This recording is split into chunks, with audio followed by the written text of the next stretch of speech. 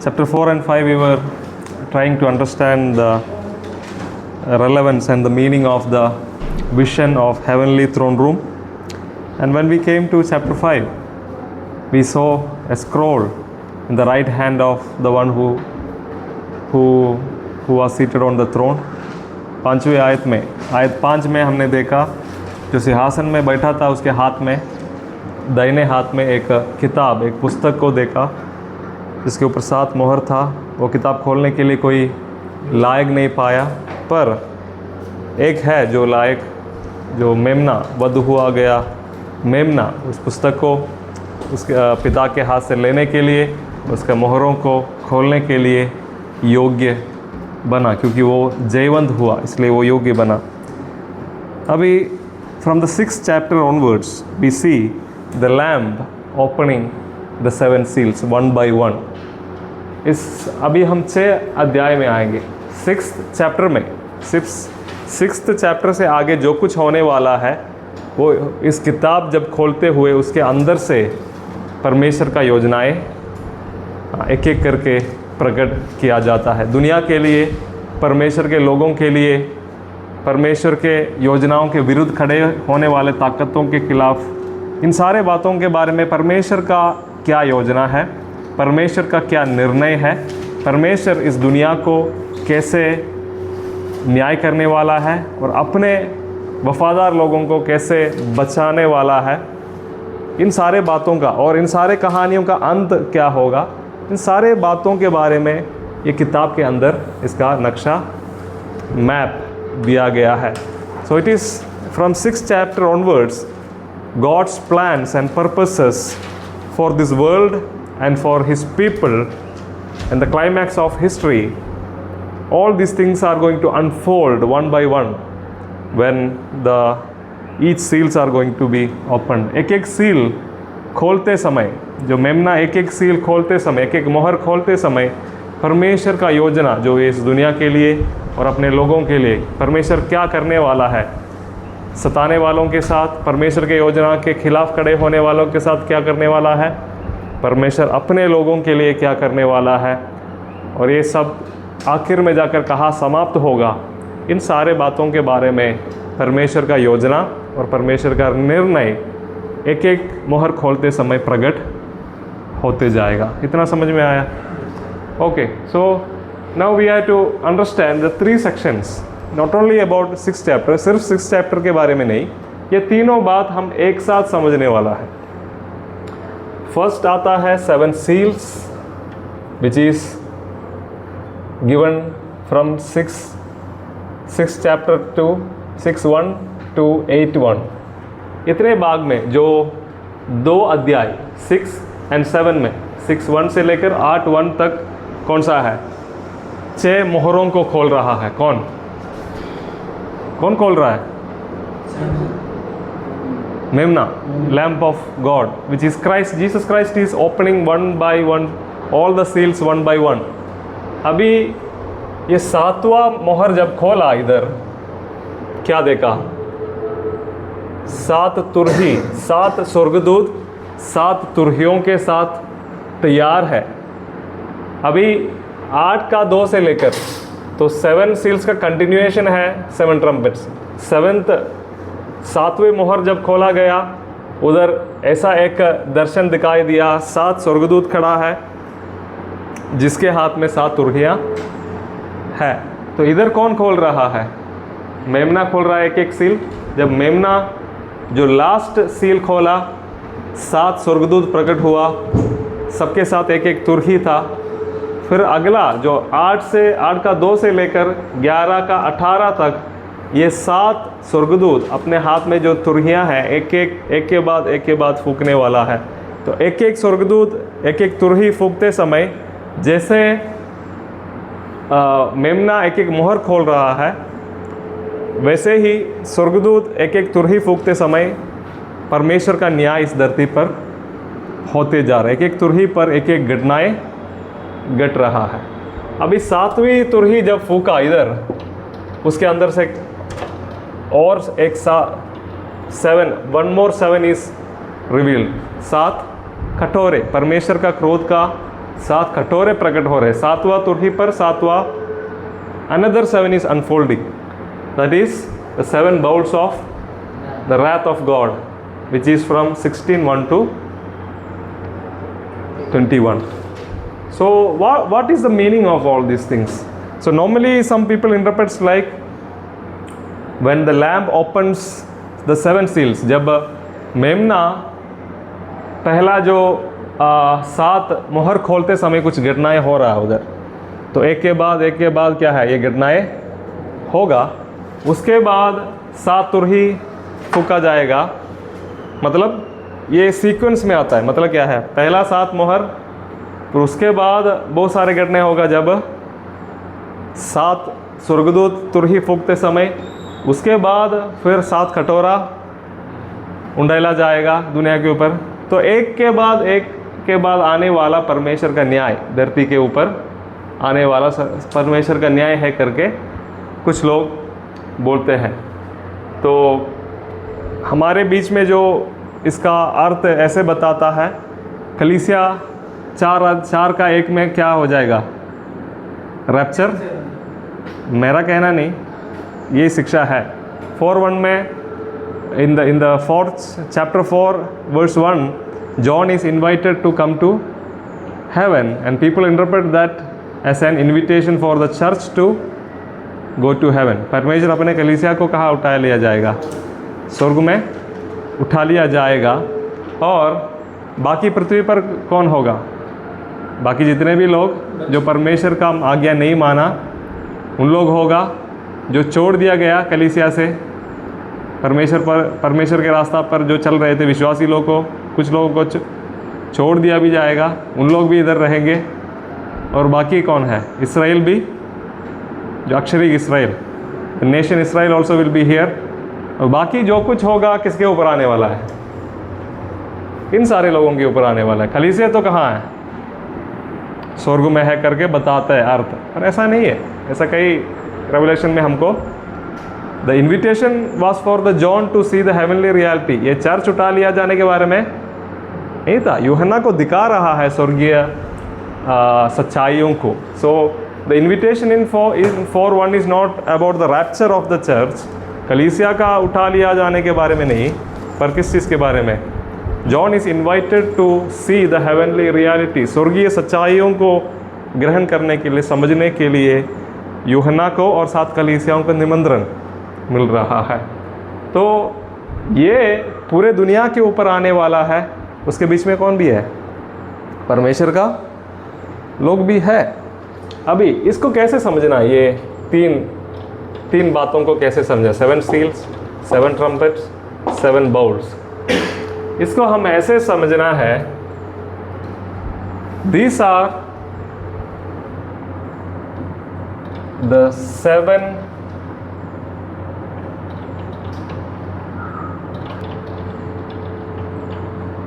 same reality.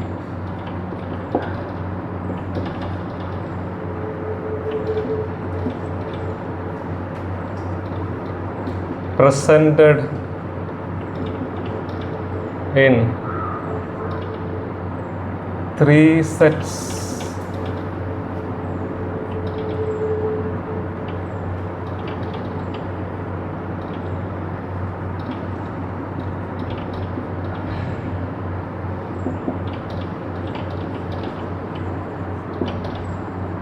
ये समझ में आ गया?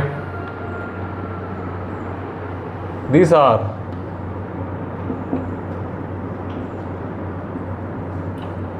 are 7 phases or aspects of the same reality presented in 3 perspectives or angles, or in three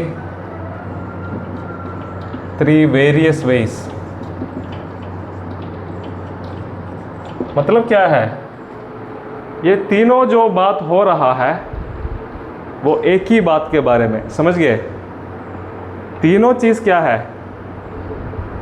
एक ही सच्चाई के बारे में बोलता है। परमेश्वर दुष्ट शक्तियों को न्याय करेगा, इतना ही है इसका सिंपल मीनिंग। पर उस एक बात को क्या है, 3 एंगल से बताया गया है, वो है 3 बात। एक ही सच्चाई को 3 अलग अलग रूप में प्रस्तुत किया गया है।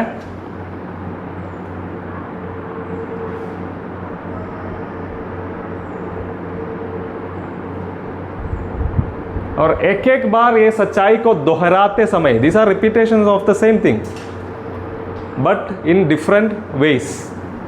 अभी इस एक सच्चाई को कितना चेहरा है? 7 चेहरा है, that is 7 seals। सच्चाई एक है पर 7 क्या है? अलग अलग फेसेस है। If you want to understand this, the best example is the 4 Gospels. 4 Gospels are about one person, that is Jesus Christ, but presented in different ways. The reality is one, that is Jesus Christ, but the narration, the angle is different. The way of interpreting that one person and the life of one person is different. Like that, this all things, this 3 set of incidents, ये तीनों घटनाएं जो होने वाला है वो एक ही reality है। That is this all 3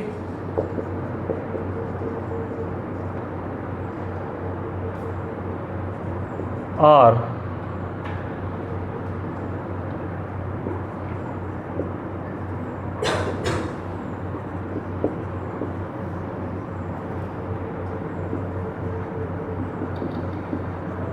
all 3 refers to one reality। वो सच्चाई, वो एक सच्चाई की ओर दर्शाता है। एक सच्चाइयों को 3 अलग रूप में उसको प्रेजेंट किया गया है। One reality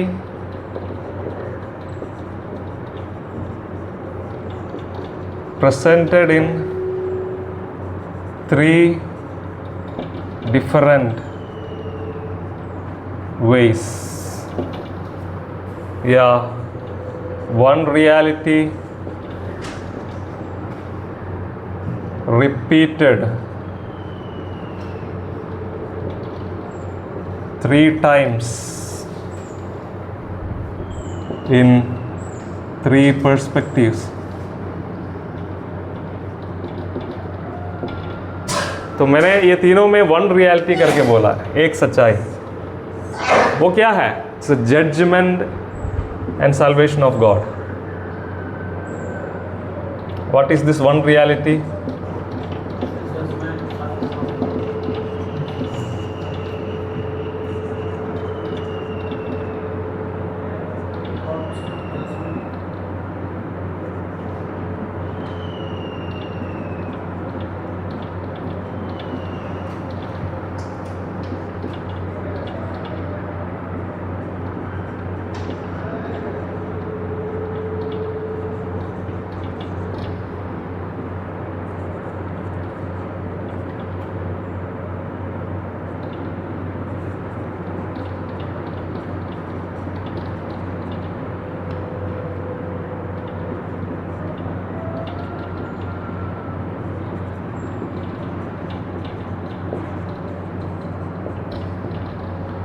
ये जो एक सच्चाई क्या है?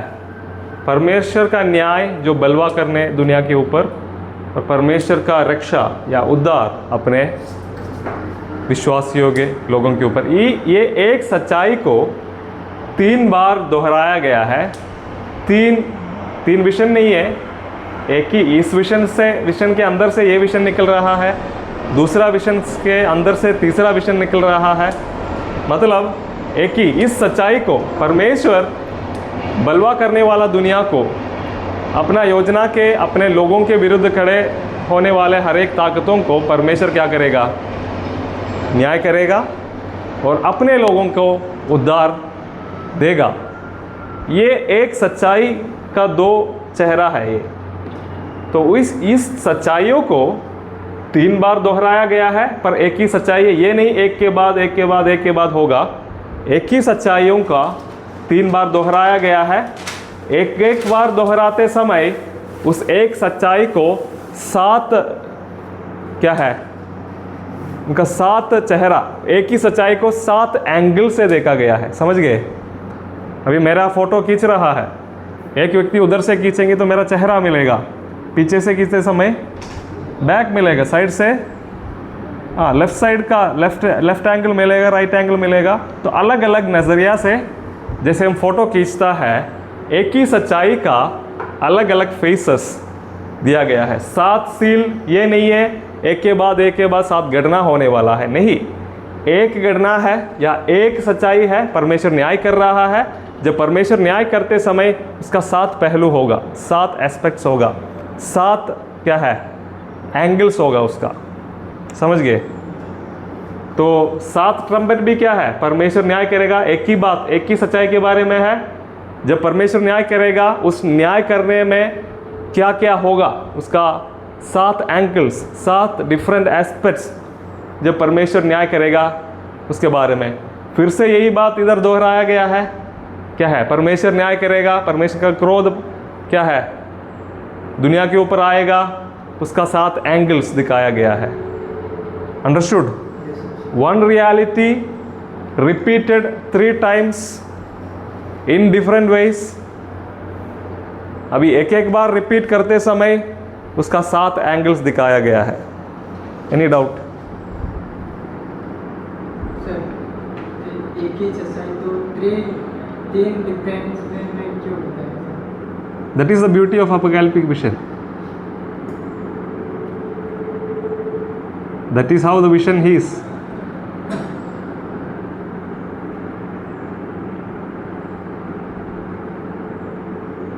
So it is like if I am preaching, मैं अगर एक प्रचार कर रहा हूँ तो एक बात को समझाने के लिए क्या करता है, पहले मैंने बोल दिया यीशु मसीह सच्चा क्या है, सच्चा चरवाहा, अच्छा चरवाहा है करके मैंने प्रचार कर रहा हूँ, वो है मेरा टॉपिक। तो सच्चाई तो मैंने बोल दिया क्या है, यीशु मसीह अच्छा चरवाहा है। तो प्रचार खत्म नहीं हुआ, इसको अभी क्या करना है, लागू नहीं, समझाना है। जो बेटा है तो समझाने के लिए मैं क्या है, यीशु मसीह अच्छा चरवाहा है। फिर अगला सेंटेंस में जीसस इज गुड शेपर्ड, यीशु मसीह अच्छा, यही बोलते समय क्या है, कुछ तो समझ में आया आप लोग को, पर क्या है ये बात, यीशु मसीह अच्छा चरवाहा बोलते समय मेरे जीवन में उसका क्या मतलब है। यीशु मसीह अगर मेरा अच्छा चरवाहा है तो मेरा ज़िंदगी कैसे होगा, वो जब मुझे अगुवाई देगा। तो ये सारे बात क्या करना है। तो अच्छा चरवाहा करके मैंने स्टेटमेंट दिया मेरा प्रचार में, अभी क्या करना है, उसका अलग अलग एंगल्स बताना है।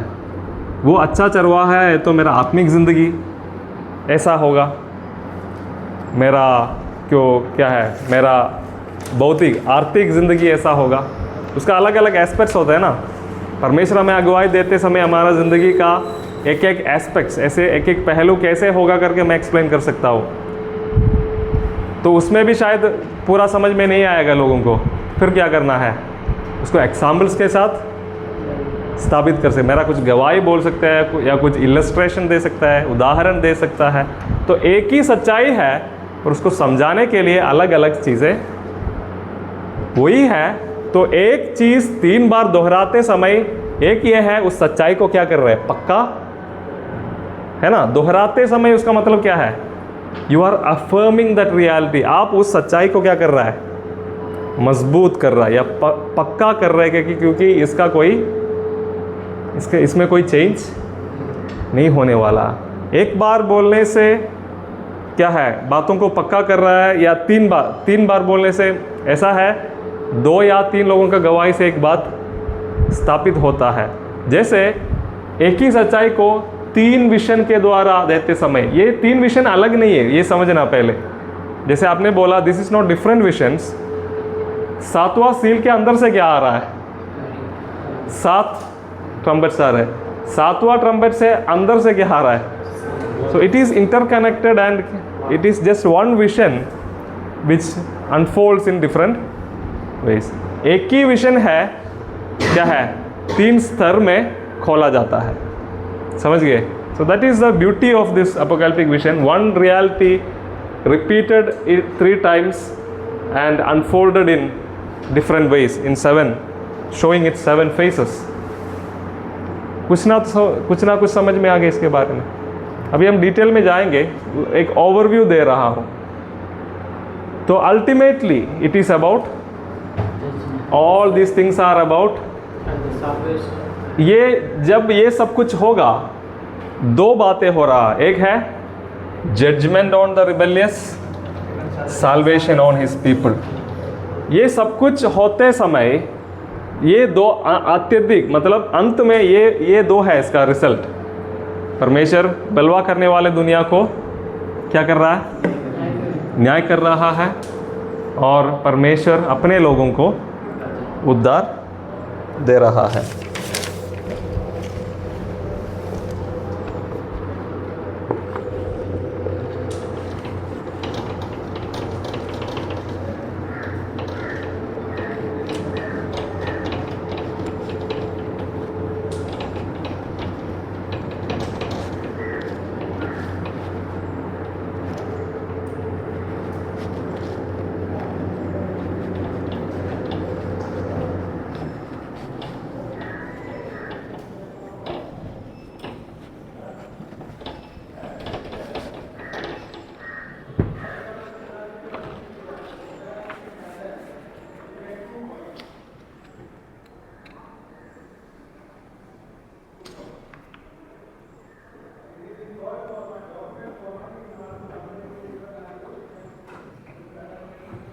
सो कुछ वैज्ञानिक लोग इस चीज़ के बारे में, ये तीनों चीज़ों के बारे में, 7 seals,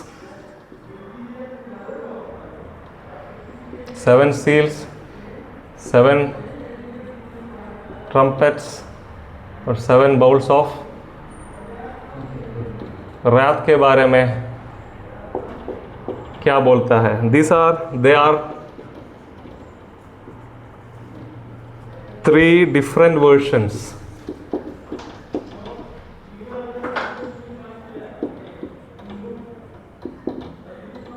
Three different versions of the end time.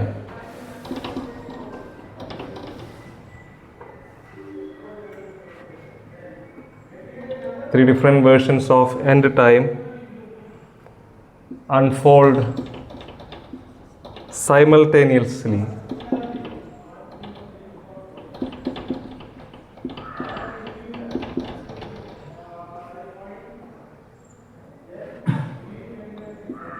At 3 different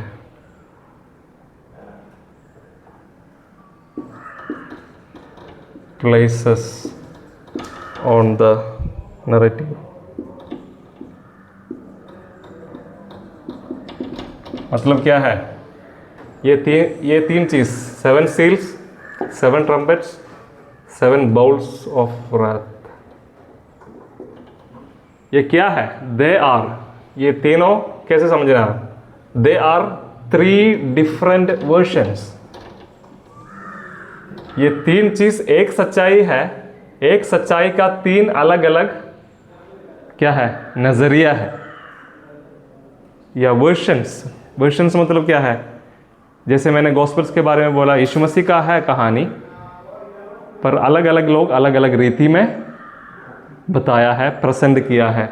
सो एक ही सच्चाई का 3 different versions. What is the Hindi for versions? Version मतलब क्या है?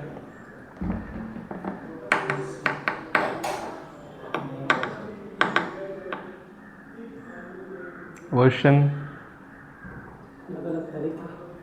तरीका नहीं बोल सकता है. वर्शन समझ गया है जो मैंने बोल रहा हूँ, समझ गया. दूसरा एक एग्जाम्पल देंगे तो हाँ, वो भी बोल सकता है, सही एग्जाम्पल है. बाइबल एक ही है पर उसका ट्रांसलेशंस अलग है. एक आयत को ESV एक तरीके से ट्रांसलेट किया है. हाँ, एक एग्जाम्पल आपको इसमें समझ सकते हैं. ESV का जेनेसिस 1 का 1 पढ़ो.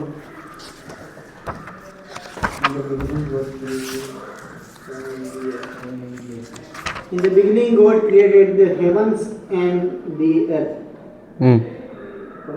और पढ़ो. The earth was without form and void, and darkness was over the face of the deep, and the Spirit of God was hovering over the face of the waters. The Spirit of God was hovering over the face of waters. अभी मेरा translation में देखो, ये NRSV है, new revise standard version है मेरा. तो उसमें ऐसा है, the earth was worse 2, 1 verse 2, the earth was a formless void and darkness covered the face of deep. इधर तक दोनों सेम है.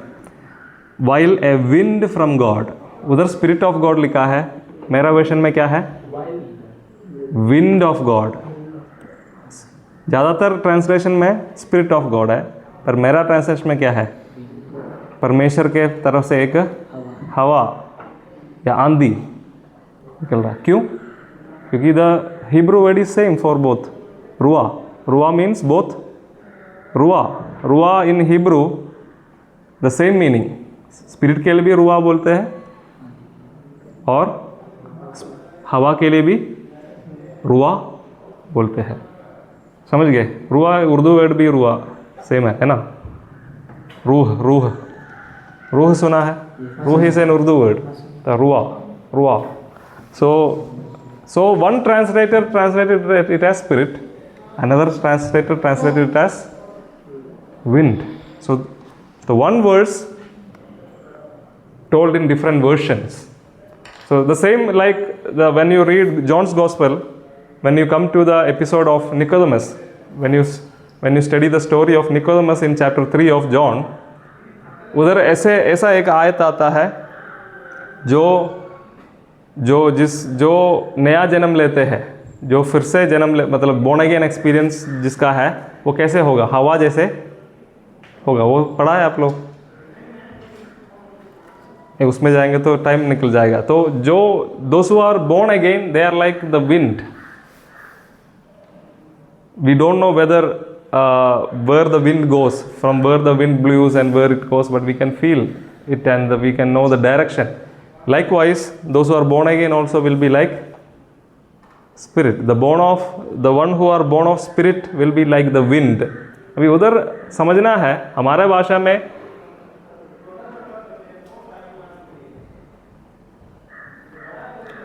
हवा अलग वर्ड है, आत्मा अलग वर्ड है, पर क्या है, ठीक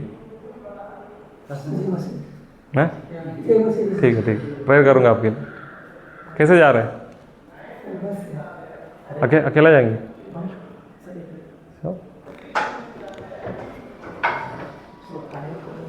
तो हमारे लिए ये दोनों के लिए अलग वर्ड है. विंड के लिए विंड है, स्पिरिट अलग है. पर ग्रीक में न्यूमा एक ही साउंड है दोनों के लिए. न्यूमा स्पिरिट के लिए भी न्यूमा बोलते हैं, जैसे हिब्रू के बारे में बोला, न्यूमा स्पिरिट भी होता है, न्यूमा हवा भी होता है. तो कौन सा वर्ड सेलेक्ट करें, ये किसके ऊपर होता है?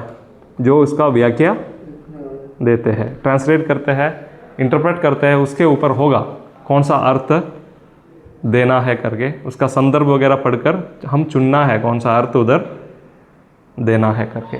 So like that one thing, but it has different versions. अभी हम इंडिया से है, तो हमारा चेहरा, तो इंडिया में भी अलग अलग चेहरा है, अलग अलग जगह से आने वालों का अलग अलग क्या है, बॉडी स्ट्रक्चर है, उनका चेहरा, उनका रंग, उनका तरीका सब अलग है ना. दूसरे एक देश से एक व्यक्ति आया, अमेरिका से या वेस्टर्न कंट्री से एक व्यक्ति आया, उनका इंसान एक है पर अलग अलग वर्जन्स है. तो समझ में आया? Like that there is one truth that God is going to जज this world for its rebellion against God and his plans and purposes, and God is also going to save. While he जजेस the world, he will be saving his people. So for that truth, that one reality is presented in 3 different versions. What are the 3 different versions? 1, 2, 3. 3 different versions में एक सच्चाई बताया गया है, दोहराया गया है बहुत खूबसूरती से. 7वां सील के अंदर से 7वां ट्रम्पेट निकल रहा है, 7वां ट्रम्पेट से 7 बाउल्स निकल रहा है। बहुत खूबसूरती से एक ही सच्चाई को दोहराया गया है, पक्का कर दिया है।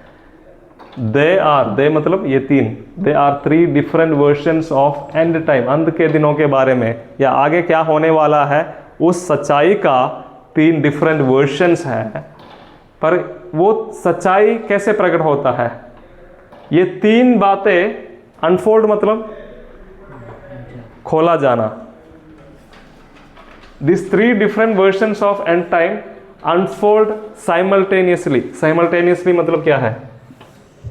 एक ही समय, इसी समय क्या है? अभी टाइम क्या है? अभी टाइम है 10:45। इसी टाइम पर मैं इधर क्लास ले रहा हूं, जिनसन सर उधर क्लास ले रहा हूं। So we are teaching simultaneously. एक ही समय इधर आपके लिए इधर क्लास हो रहा है, उनके लिए। So I and Jinson sir we are teaching simultaneously. एक ही समय पर 2 जगह पर पढ़ाई हो रहा है। तो इसलिए 3 डिफरेंट वर्जन्स एक ही समय एक समान प्रस्तुत किया गया है। 3 different versions of end time unfold खोला जाता है एक साथ या एक ही समय। क्योंकि लिखने का प्रॉब्लम यह है, क्या है? ये तीनों एक ही जगह पे लिख सकते हैं नहीं। 7 सील के बारे में लिखते समय उसी समय 7 ट्रम्पेट्स के बारे में बोल सकते नहीं। पेज में कैसे लिख सकते? 7 सील लिखने के बाद ही क्या है, सब एक लाइन क्या है 7 सील्स के बारे में लिखा, उसी के ऊपर नहीं लिख सकते। तो लिखते समय बोलते समय ये प्रॉब्लम है, एक के बाद ही बोल सकते हैं। अभी इस समय 10:45 को इधर क्या क्या हो रहा है एक ही शब्द में मैं बता सकता है क्या? नहीं। समय एक है, पर कल्पेश क्या कर रहा है? कल्पेश मुझे देख रहा है, दानियल लिख रहा है। एक ही समय क्या हो रहा है? अलग अलग चीज़ें हो रहा है। तो कल्पेश मुझे देख रहा है, ये दानियल लिख रहा है, माइकल सो रहा है ऐसे ही बोल रहा हूँ। प्रवीण वीडियो शूट कर रहा है, विपिन हंस रहा है। ये सब क्या है? 10:45 टाइम है, पर एक ही समय पर बहुत कुछ हो रहा है ना। जिनसन सर उधर पढ़ा रहा है, दानियल सर उधर नीचे बैठा है, किसी को डांट रहा है। तो ये सब क्या है? समय एक है, स्पेस एक है, पर अलग अलग चीज़ें। तो एक ही शब्द में मुझे नहीं बता सकता है। एक के बाद लिखते समय बोलते समय एक के बाद ही बोल सकता है, पर हो रहा है सब कुछ एक ही समय पर। तो ये एक क्या है? हमारा एक सीमा है, हमारा एक लिमिटेशन है ना। पर म्यूजिक ऐसा नहीं है, वीडियो ऐसा नहीं। वीडियो में क्या आएगा? 1 मिनट का वीडियो है, तो इधर जो कुछ हो रहा है एक ही समय उसमें, पर बोलते समय ऐसा हम बोल नहीं सकते। एक के बाद 1 मिनट का वीडियो अगर मैं विवरण करना है तो मुझे शायद आधा घंटा। कल्पेश क्या कर रहा है 1 मिनट में, दानियल क्या कर रहा है, माइकल क्या कर रहा है, इस रूम में क्या हो रहा है, तो एक विवरण करते हुए शायद 15 मिनट लगेगा। बट वीडियो कितना ही होगा? 1 मिनट। तो वीडियो में सब कुछ मिल गया। म्यूजिक भी ऐसा है। म्यूजिक एक ही समय पर अलग अलग नोट्स बजा सकता है, अलग अलग वाद्ययंत्र, अलग अलग टून, अलग अलग पिच में बजा सकता है। तो म्यूजिक ऐसा है। म्यूजिक एक ही समय पर अलग अलग चीज़ें एक ही समय पर। इंसान बात करते समय, इंसान लिखते समय क्या है? 1 मिनट का बात ही होगा, पर विवरण करते करते क्या क्या हो जाएगा। तो इसलिए हमको लग रहा है ये बहुत टाइम लेके क्या है, सात सील, उसके बाद 7 तुरही, उसके बाद 7 नहीं, ये सारे चीज़ एक साथ हो रहे। मतलब एक ही रियलिटी है, 3 बार अलग अलग तरीके से इसको दोहराया गया है, और इस सच्चाई का 7 चेहरा भी दिखाया गया है। अलग अलग बार अलग अलग रूप में उस एक ही सच्चाई का 7 चेहरा या 7 क्या फेसेस, एंगल्स दिखाया गया है। कुछ ना कुछ समझ में आ गया? Okay, any doubts on this? So 3 they are means the 7 seals, 7 trumpets, 7 bowls of wrath.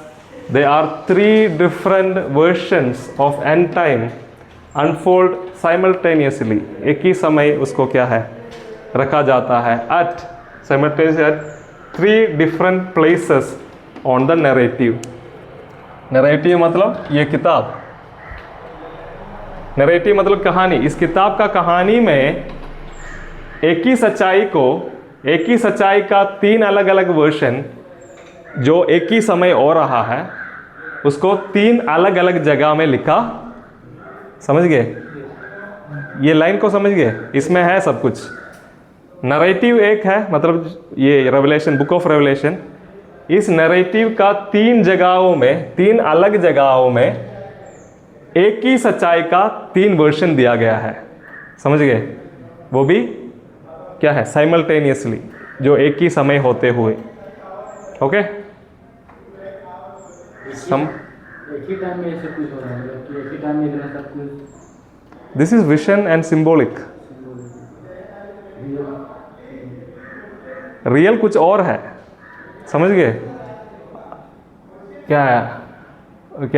आसमान से तारा गिरा, इसका मतलब ये नहीं है कुछ और होगा, कुछ अधिकारी का गिरना होगा, कुछ और रहा है उधर। समझ गए? तो symbol is different, that's why we need to carefully interpret this book. So ये नहीं है एक एक सील खोलते समय हिस्ट्री में एक एक घटना होते जा रहा है, बहुत लंबा समय लेके, मानो 7 सील कुछ 100 साल में हो जाएगा, उसका अगला 7 ट्रम्पेट अगला 100-200 साल में होने वाले बात है। क्या है ऐसे एक के बाद? No, this is one reality of God judging the evil forces and the rebels। उस एक सच्चाई का 3 अलग अलग रूप में बताया गया है इस नरेटिव, इस कहानी का 3 अलग अलग जगह में। एक बार इसको दोहराते समय उसका 7 चेहरा दिखाया है या 7 एंगल्स दिखाया गया है। एक केस, एक कोई केस है, कहीं मर्डर हुआ, कहीं एक्सीडेंट हुआ और FIR डाला तो क्या करते हैं? एक फोटोग्राफर आता है, पुलिस क्या करता है? एक एक्सीडेंट हुआ, उस एक्सीडेंट का एक ही साइड से नहीं खींचता है, चारों तरफ का सारा एंगल से फ़ोटो चाहिए ताकि उनको अच्छा से उस केस को स्टडी करे। ये एक्सीडेंट कैसे हुआ होगा, कौन किसको टक्कर मारा होगा, ये सारे चीज़ एनालाइज करना है। तो एक्सीडेंट तो एक है, बट फोटोग्राफ बहुत लेना पड़ता है, क्योंकि एक ही फ़ोटो में सब कुछ नहीं, एक ही साइड मिलता है। तो सारा फ़ोटोज़ चाहिए, उसको सारा फ़ोटोज़ को कंबाइन करके उस एक एक्सीडेंट को हम पढ़ते हैं। जैसे उस एक जजमेंट परमेश्वर का जो हो रहा है, ये नहीं 1 सेकंड में होने वाला है, एक सच्चाई है जो परमेश्वर का जजमेंट का, उसका अलग अलग फ़ोटोज़ हमें 7 सील, घटना एक है पर 7 फोटोज़ दिया गया है। समझ गए? 7 ट्रम्पेट्स, परमेश्वर न्याय कर रहा है, उसका 7 फोटोज़ दिया गया है। 7 बाउल्स ऑफ रैथ, वो एक सच्चाई है, परमेश्वर न्याय कर रहा है, उसका 7 फोटोज़ दिया गया है। Hope you understood at least little bit।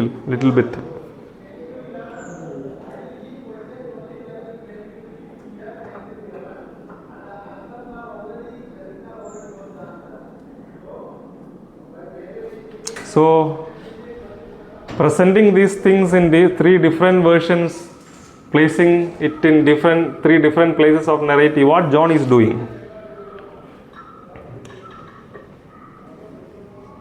John, like any good rhetorician,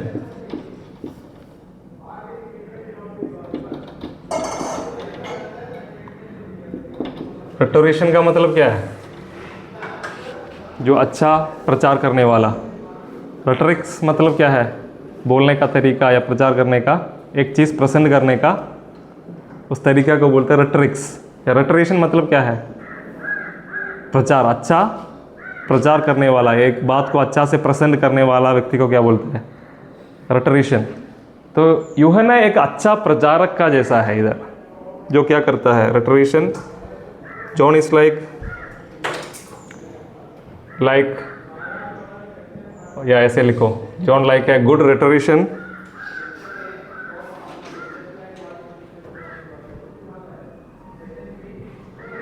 presents his single message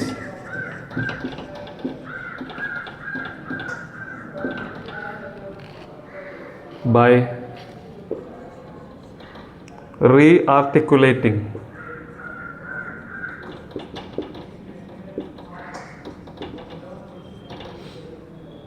it in a variety of ways.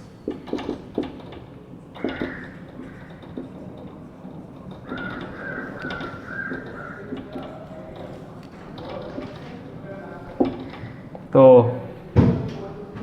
John को ऐसे बताया गया है, क्यों ये एक सच्चाई 3 जगह पर, वो भी एक एक बार बोलते समय उसका 7 फेसेस, चेहरा दिखाया गया है।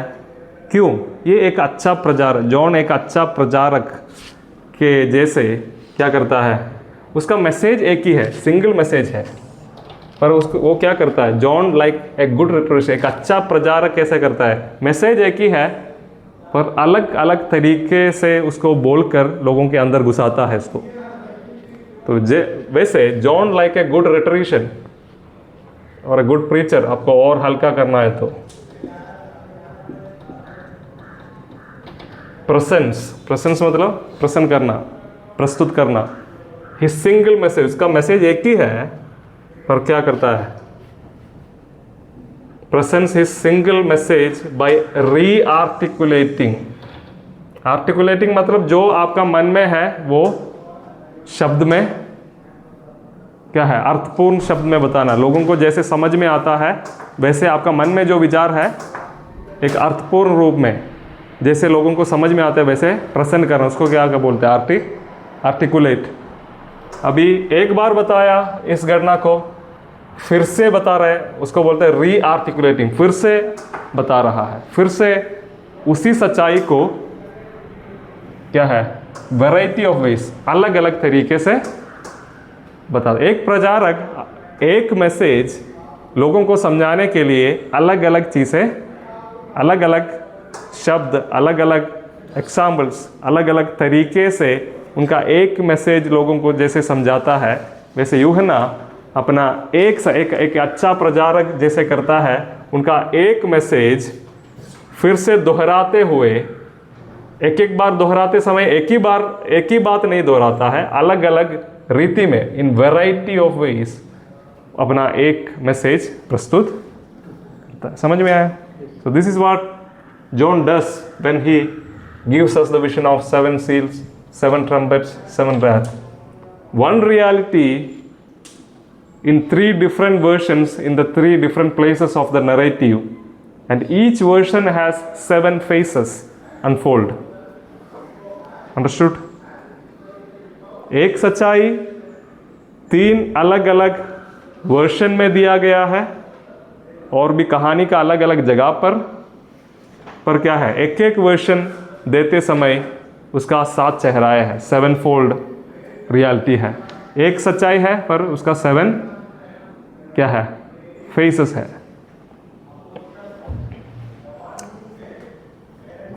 Got it? लिख दिया?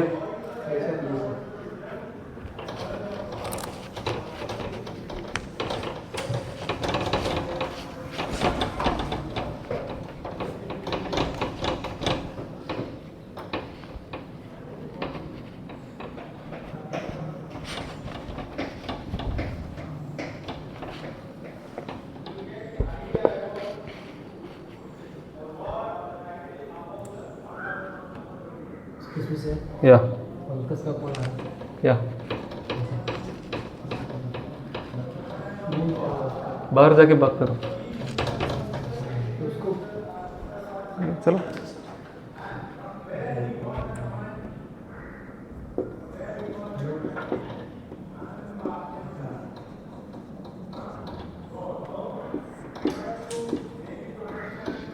Summary or message of 7 seals, trumpets and bowls of wrath क्या है? इसका जो संक्षिप्त रूप में ये 7 seals, 7 trumpets, 7 bowls, BOWLS, bowls of wrath के बारे में हम संक्षिप्त रूप में बताएंगे तो क्या बता सकता है? The message is simple. जितना दिखता है उतना कॉम्प्लिकेटेड नहीं है बात, सारे चीज़ एक बात बताता है। The message is simple. Sir या वो बोल रहा है कि समझ में नहीं आया कैसे मछली मिल रहा है, तो कोई बंदा आपके जिनसे सर से पूछो, जाओ जिनसे सर से बोल के जाओ, जिनसे सर से बोलो पहले, तो वो जो कर रहा है, जो बोल रहे करो। The message is simple.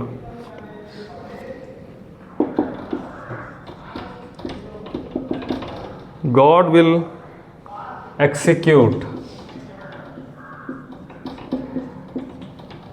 a cosmic verdict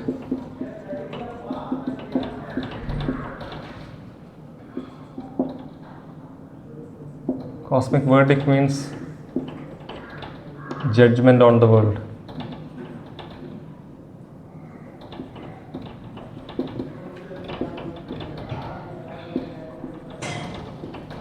God will execute a cosmic verdict.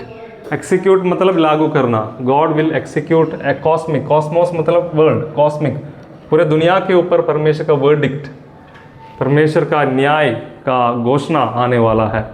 God will execute a cosmic verdict that will judge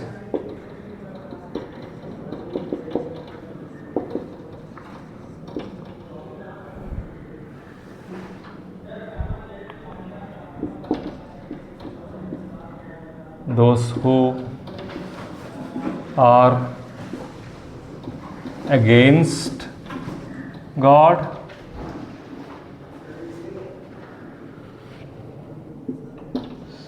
and will save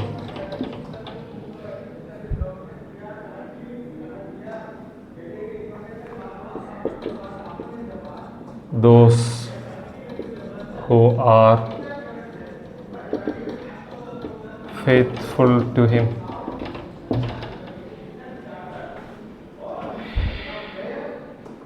समझ गए what is the meaning of this sentence? सारे 7 trumpets, 7 seals, 7 bowls का message बहुत simple है। The message is simple. क्या है message? God will execute a cosmic verdict. परमेश्वर पूरे दुनिया के ऊपर एक वर्डिक्ट, एक न्याय पूरे दुनिया के ऊपर न्याय करने वाला है। जब वो न्याय को लागू करेगा तब क्या होने वाला है? दैट विल जज those who are against God. परमेश्वर के खिलाफ जो है, जब ये कॉस्मिक वर्डिक्ट होगा। कॉस्मिक वर्डिक्ट मतलब क्या है? परमेश्वर एक न्याय के रूप में, जैसे एक अदालत में जज बैठता है, वैसे परमेश्वर अपना अदालत में पूरे दुनिया के ऊपर वर्डिक्ट मतलब क्या है? केस का ट्रायल होने के बाद जज उसका रिजल्ट बताते हैं ना, कौन जीत गया, कौन दोषी है, कौन धर्मी है करके, उसको बोलते हैं वर्डिक्ट। जो रिजल्ट का घोषणा करना, जो ट्रायल हो रहा, अदालत का जो आखिर में जो क्या है, फाइनल वर्डिक्ट बोलते हैं उसको। तो God will execute a cosmic verdict. पूरे दुनिया के ऊपर परमेश्वर न्याय करके अपना वर्डिक्ट बताएगा। उसमें क्या होगा? ही विल जज those who are against God.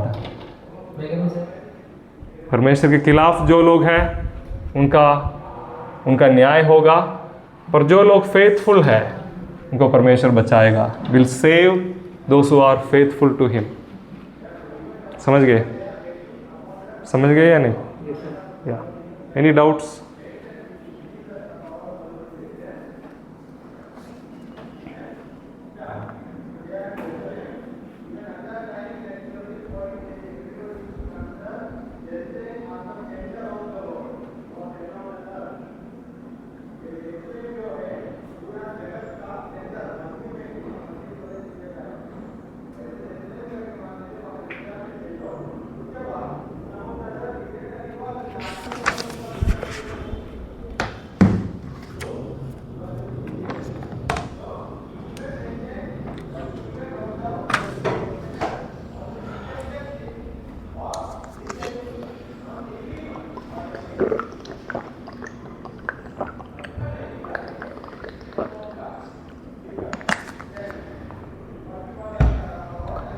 Understood? तो क्या है ये सात मोहर, 7 तुरही, साथ इस क्रोध का कटोरा क्या है विपिन? क्या समझ में है आपको?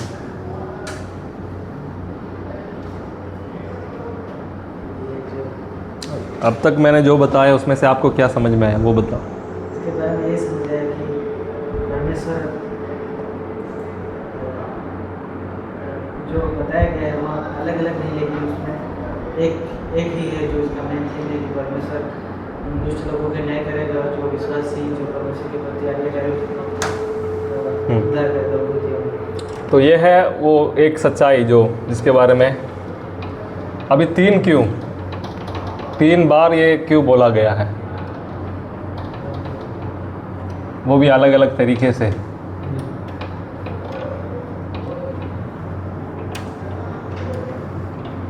बताओ, समझ में नहीं आया? अलग अलग तरीके से की बात एक ही समय में हो, मगर जब लिखने के दौरान बताया जा रहा तो एक साथ बता नहीं सकते ना, इसलिए एक हो बात को पक्का कर रहे हैं, 3 बार दोहराते समय क्या है, एक बात को अलग अलग तरीके से समझा रहा है और एक ही सच्चाई का 3 फोटोग्राफ दे रहा है, और तीनों बार वो फोटोग्राफ देते समय एक फ़ोटो के अंदर 7 फोटो, समझ गए? उस एक ही सच्चाई का 7 फेसेस और दिखाई। सही इस प्रकार से भी बोल सकते हैं कि जैसे आप कुछ ऐसे लोग होते हैं कि जिनको कुछ दृष्टांत देकर वचन तरीका भी समझते हैं, इस प्रकार ये क्या दृष्टांत देकर समझाते हैं। हाँ, एक प्रकार का दृष्टांत है विशन। उसी प्रकार तो ये समझ गए। Now we will enter into the 6 seals. Will come to chapter 6। अभी ये तीनों बात का इंट्रोडक्शन दे रहा था मैं, 7 seals, 7 trumpets and 7 bowls of wrath. Now we will be going to look it in detail.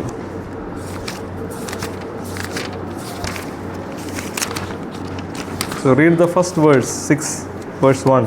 Now I watched, then when the Lamb opened one of the 7 seals, and I heard one of the 4 living creatures say with a voice like thunder, "Come!" And I looked, and behold, a white horse, and its rider had a bow, and a crown was given to him, and he came out and conquering and to conquer. तो पहला seal 6 का 1 and 2।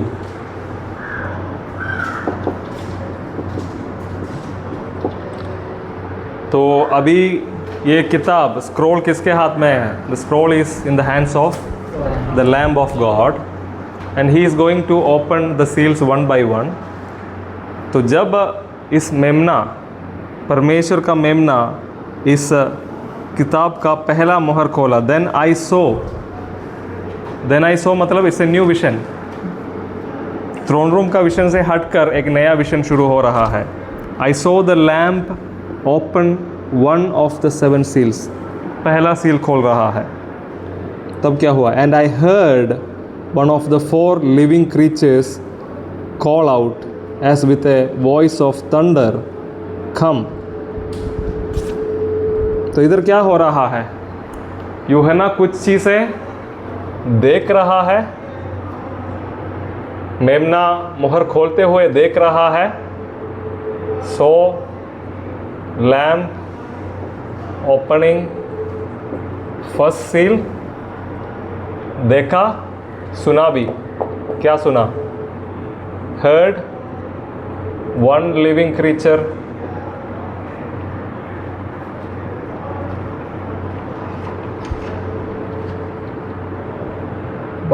Creature cess, क्या बोल रहा है? स्वर्गीय जीवी क्या बोल रहा है उधर? खम।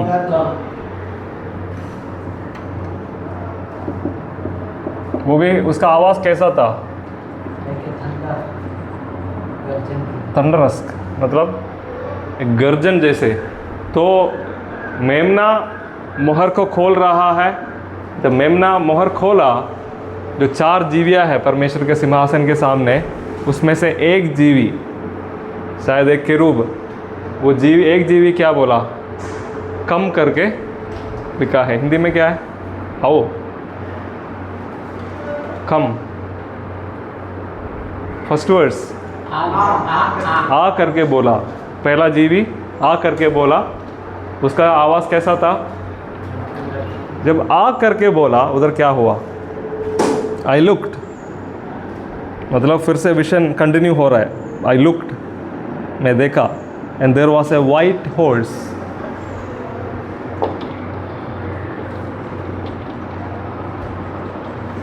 वाइट हॉर्स, एक सफ़ेद घोड़ा। हिंदी में क्या है?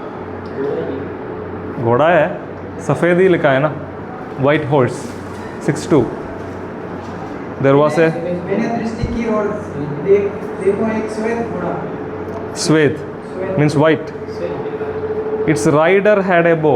एक वाइट हॉर्स, उसमें एक राइडर है। राइडर मतलब घोड़ा चलाने वाला। उसके हाथ में क्या है? बो इन हिज हैंड्स। बो क्या है? धनुष।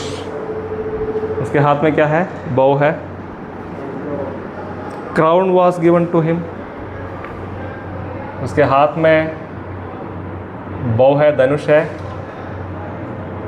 क्राउन वॉज गिवन, ये नहीं उसने हासिल किया, उसको दिया गया। Crown was given to him. ये क्राउन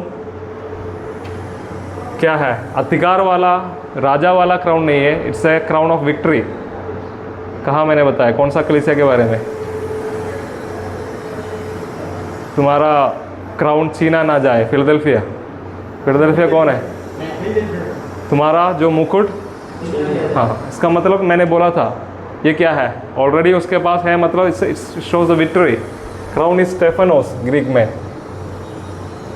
स्टेफानोस। ये जो लोग एथलेटिक्स में जीत पाते उनको जो विजयी हुआ करके देने वाला मुकुट है ये। दूसरा है डायडेमा, वो क्या है? अधिकार का मुकुट। ठीक है, तो दोनों को क्राउन ही बोलते हैं इंग्लिश में। सो क्राउन वॉज गिवन, वो जीत पा रहा है, मतलब अपने से नहीं, उसको दिया गया परमेश्वर की तरफ से। And he came out conquering and to conquer. His rider came out conquering and to conquer। Hindi में क्या है?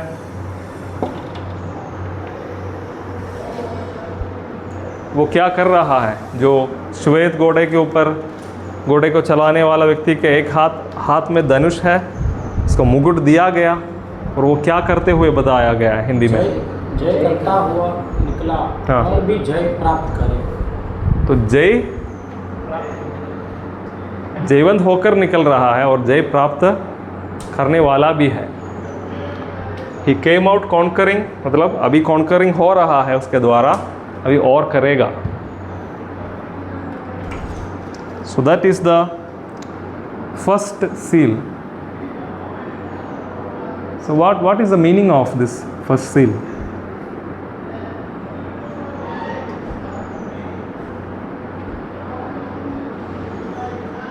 So details are clear. Details of the vision are clear. So what is the meaning of this? तो जय प्राप्त किया और जय प्राप्त करने के लिए जाता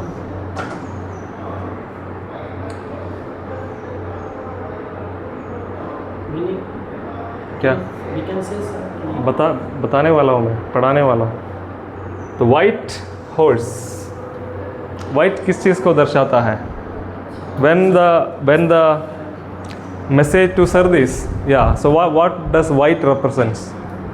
One thing is purity, second is victory. White garment is given to those who conquers, right? It's a reward for them. तो इधर white किस चीज़ के लिए है? victory. white victory के लिए क्राउन भी विक्ट्री को दर्शाता है। अभी परमेश्वर दुनिया के ऊपर ऐसा एक न्याय करने वाला है, दुनिया को क्या है, कब्जा करने वाला क्या है, एक शक्ति निकलने वाला है। ये नहीं परमेश्वर डायरेक्टली आकर कर रहा है, परमेश्वर स्वर्ग से अनुमति दे रहा है, परमेश्वर भेज रहा है। किसको किसको है करके हम जानना है, इतिहास से जानना पड़ेगा। पर क्या है, परमेश्वर जब न्याय करते समय परमेश्वर ऐसा न्याय कर रहा है, शायद रोम के ऊपर, रोम सता रहा है अपने लोगों को, तो रोम के ऊपर शायद ऐसा एक न्याय करने वाला है, रोम को क्या करने वाला आ रहा है, रोम के ऊपर जय पाने के लिए दूसरा एक शक्ति को क्या कर रहा है, परमेश्वर नियुक्त कर रहा है। वो जयवंत होगा, वाइट। अभी उसके ऊपर क्या है, जीत का मुकुट दिया गया है, मतलब ये नहीं अपना ताकत से वो हासिल किया, पर परमेश्वर वो जीत उसको दिया है। जैसे when Jewish people went into exile, बाबिलोनियंस के अधीन में जब यहूदी लोग बंधुआई में गया, उसके बारे में दानियल की किताब के शुरुआत में क्या लिखा गया है, परमेश्वर यहूदियों को बाबिलोन के हाथ में दे दिया या कर दिया, मतलब क्या है, परमेश्वर का अनुमति से ये हुआ। जैसे इधर जो हो रहा है, जो रोम के ऊपर, दुष्ट शक्तियों के ऊपर जो न्याय आने वाला है, उसका एक चेहरा ऐसा है, it is the face of conquering, means another force will be coming and conquering the existing people और द एक्सिस्टिंग वर्ल्ड। अभी उसको जय होगा, जय दिया गया है। इसके हाथ में क्या है, एक धनुष है। इधर है, ये क्या है करके समझने के लिए जो चाबी, जो राइडर सफ़ेद विक्ट्री को दिखाता है, अभी क्राउन भी विक्ट्री को दिखाता है। एक कॉन्करर को परमेश्वर भेज रहा है, वो जय पाएगा, उसको जय दिया गया है स्वर्ग से। ये बो, ये धनुष रोमी, जो रोम सरकार राज कर रहे हैं, रोम साम्राज्य उधर राज कर रहा है, सम्राट उधर राज कर रहा है। रोम का सिंबल या रोम का जो वेपन नहीं है धनुष, धनुष उन लोग भी इस्तेमाल करता होगा, पर रोमन सिंबल मेनली स्वॉर्ड है, तलवार है। रोमियों का निशान क्या था, चिन्ह क्या था, तलवार था। उन लोग तलवार चलाने वाले लोग थे। पर दूसरा एक किंगडम था, पार्थियंस। बाद में ये पार्थियंस, जो पार्थियन लोग, पर्शियन नहीं है, पार्थियन करके एक दूसरा किंगडम है, तो उन लोग रोम के ऊपर बहुत सारे हमला किया। इनके द्वारा रोम का बहुत ताकत कमज़ोर हो गया था।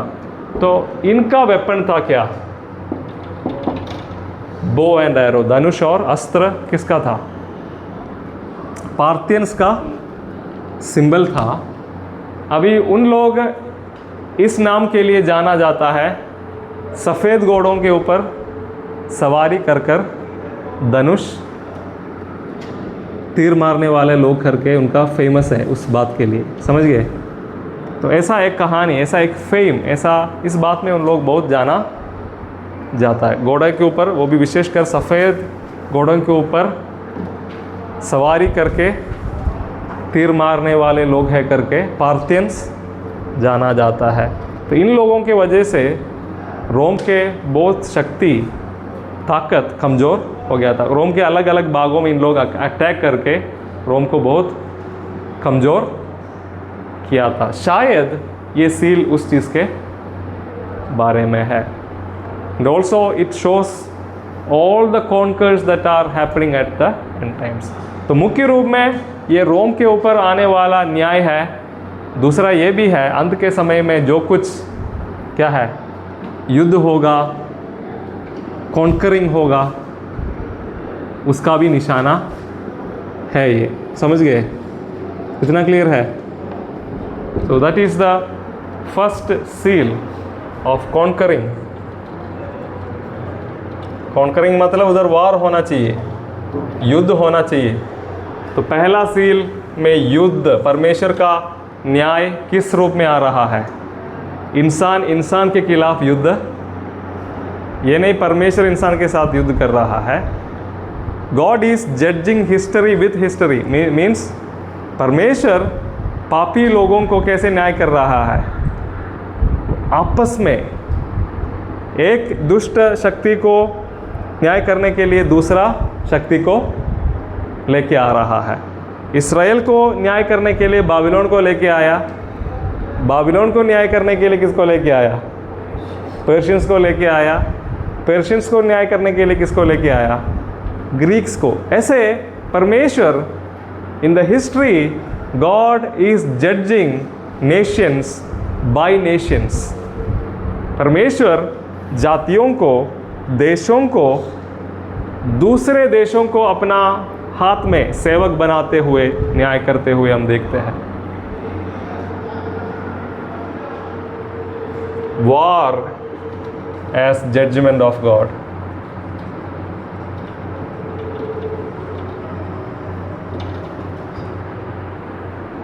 अभी दूसरा मोहर, what is the second seal?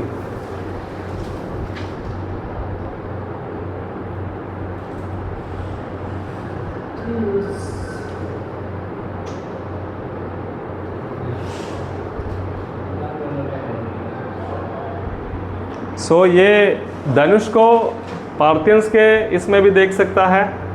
And bow is in the Old Testament, bow stands for military conquest.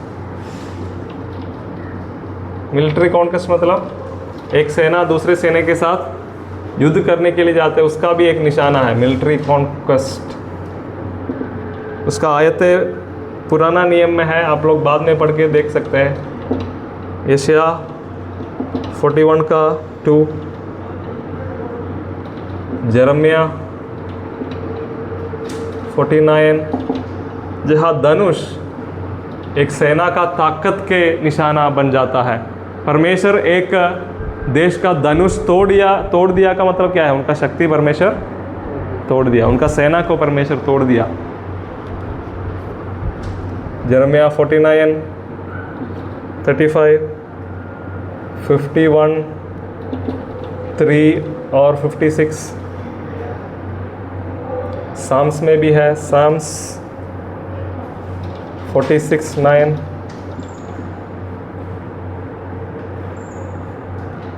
एसेकेल 39, 3, होशिया 1, 5 और भी बहुत है. सकरिया 9, 10 काफ़ी है. तो first seal is it's a judgement of military conquest. मतलब एक तरफ से सोचते समय परमेश्वर का न्याय इस प्रकार भी होता है, इंसान का जो पाप को परमेश्वर और बिगड़ने देता है, वो भी एक प्रकार का परमेश्वर का न्याय है. समझ में आया? तो इंसान अपना दुष्टता में बढ़ते जाते समय परमेश्वर उनका आदत स्वभाव और बिगड़ने देते हैं. परमेश्वर और बिगाड़ने छोड़ते हैं. बिगाड़ने छोड़ते समय इंसान और दुष्ट बनता है और क्या करता है? पाप करता है और आपस में क्या करता है? नुकसान. तो वो भी परमेश्वर का एक प्रकार का न्याय है. God allows the world to get worsened, मतलब और बिगड़ने देते. worsen its sins, that the consequence will result in judgment on itself.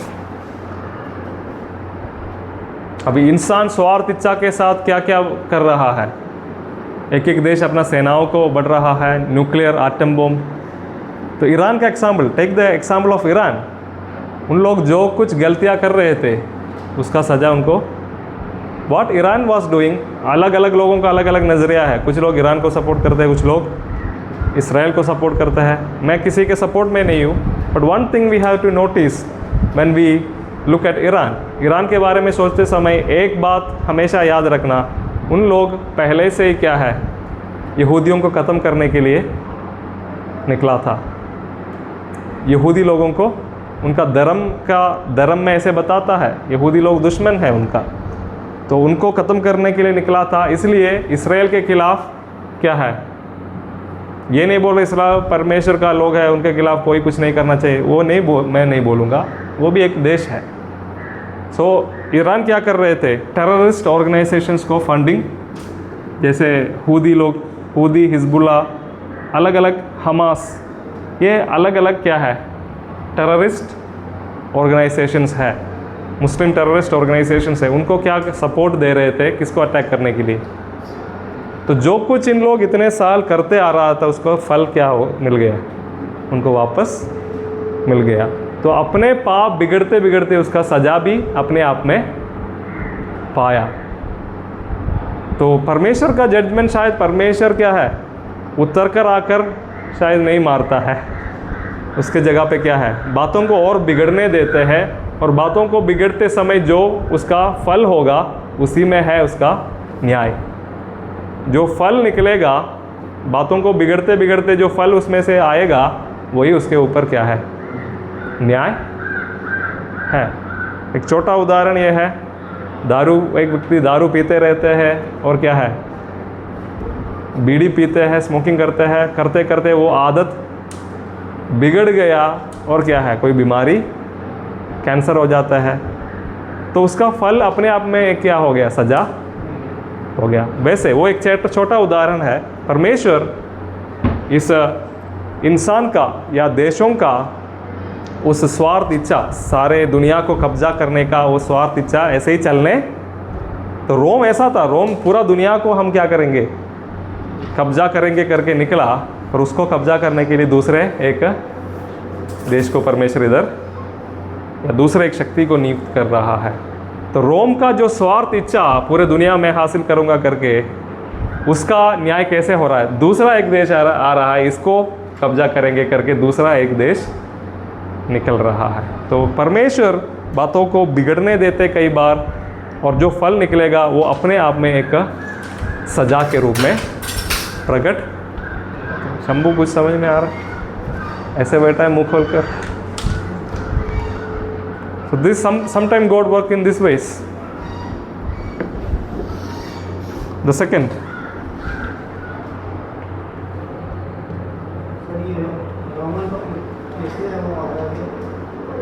Roman को ऐसा नहीं बोल सकते बहुत बड़ा दूसरा एक पावर आकर पूरा हराया, पर क्या है, उसका शक्ति कमज़ोर होकर धीरे धीरे गायब हो गया वो लोग, मतलब एक एक अलग अलग जगहों से अलग अलग लोग उसको अटैक, उसमें मेन फोर्स था Parthians. Roman empire was a great kingdom which was spreading throughout the Mediterranean world.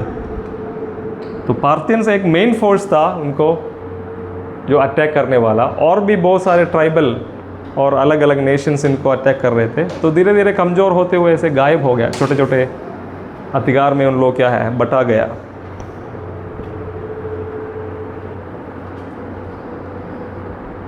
ठीक है, first seal is you got the first seal.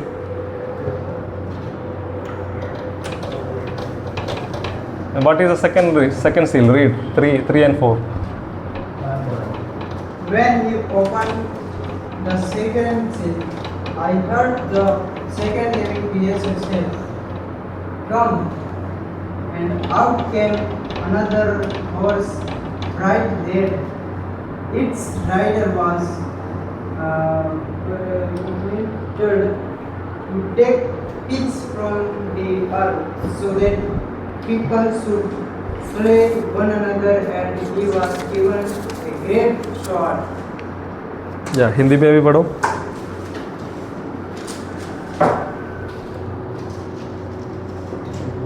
जब उसने दूसरी मुहर खोली तो मैंने दूसरे प्राणी को यह कहते सुना, फिर एक और घोड़ा निकला जो लाल रंग का था, उसके सवार को यह अधिकार दिया गया कि पृथ्वी पर से मेल उठा ले ताकि लोग एक दूसरे का वध करें और उसे एक बड़ी तलवार दी गई। अभी इसको कैसे समझना है? तो दूसरा मोहर कौन खोल रहा है? मेमना खोल रहा है। तब क्या देख रहा है? दूसरा जीवी क्या बोल रहा है? आ करके पहला जीवी पहला सील में बोला, दूसरा जीवी, कितना जीवियाँ हैं? 4 है। दूसरा जीवी बोल रहा है, आ करके बोलते समय क्या आ रहा है? फिर से एक घोड़ा आ रहा है। घोड़ा का कलर क्या है? काला, सफ़ेद। सेकेंड सील में ब्राइट रेड या फायरी रेड। ईएसवी में क्या है?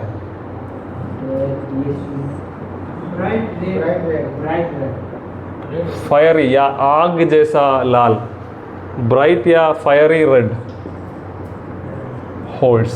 तो दूसरा घोड़ा ब्राइट फायरी रेड हॉर्स, और उसके ऊपर जो बैठा है उसके बारे में क्या लिखा है? Its rider was permitted to take peace from the earth so that people would slaughter one another and he was given a great sword। तो इसके हाथ में जो राइडर है,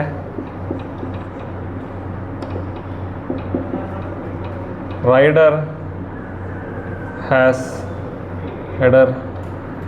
was given a sword,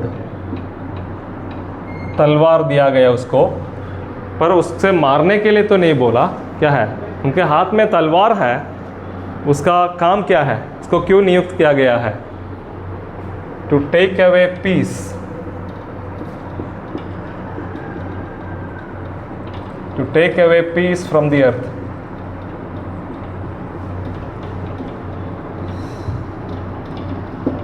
दुनिया से मेल को, शांति को, एक दूसरे में जो मेल में जो लोग रहते हैं, शांति में जो लोग रहते हैं, उसको क्या है? लोगों के बीच में से मेल को निकालने के लिए, शांति को निकालने के लिए उसके ऊपर अधिकार मिला। It rider was permitted. Permitted मतलब कौन परमिट कर रहा है? कौन अनुमति दे रहा है? परमेश्वर। Permitted to take peace from the earth, धरती से मेल को हटाने के लिए, मेल को क्या है? दूर करने के लिए अधिकार मिला। तो मेल को जब दूर करेगा, जब शांति को हटाएगा धरती से, लोग जो मेल में, एकता में जो जी रहा है, प्रेम में जी रहा है, उस शांति को, पीस को हटाते समय क्या होगा? सो दैट, क्यों ये अनुमति दिया गया है? So that people would slaughter one another. या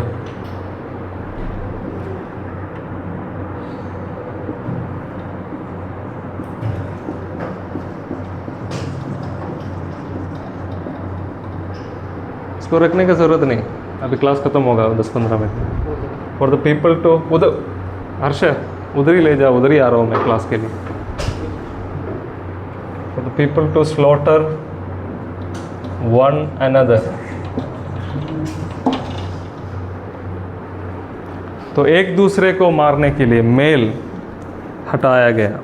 अभी क्या है इस दूसरा सील, क्या हो सकता है? तो पहला जो सील में क्या है? कॉन्कर करने वाला, युद्ध करके कब्जा करने वाला एक राइडर, एक घोड़ा निकल रहा है, जिसको जीत दिया गया है, कॉन्करिंग करने के लिए उसका नियुक्त किया गया है, वो कॉन्करिंग करते रह रहा है।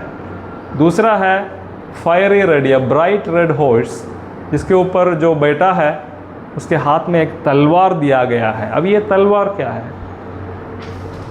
Sword is the symbol of Rome, Roman power.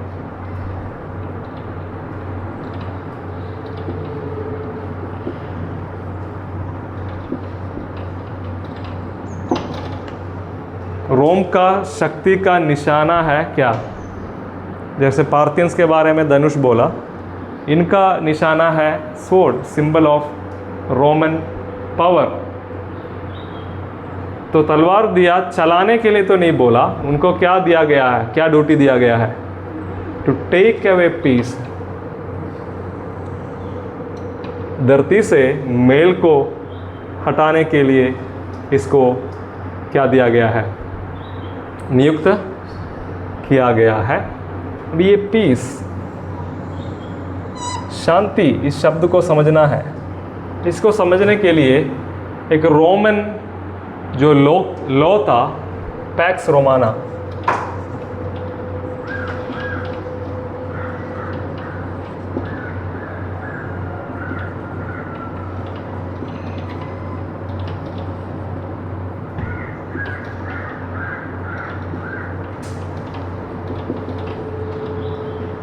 तो एक रोमन लॉ या एक कॉन्सेप्ट था पैक्स रोमाना करके।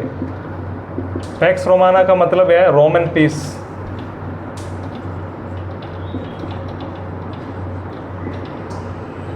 तो रोम के साम्राज्य का एक पॉलिसी था या उसमें एक नियम था पैक्स रोमाना, मतलब पैक्स मतलब इधर peace, pax Romana Roman peace English में, या रोम का शांति, रोम के द्वारा शांति।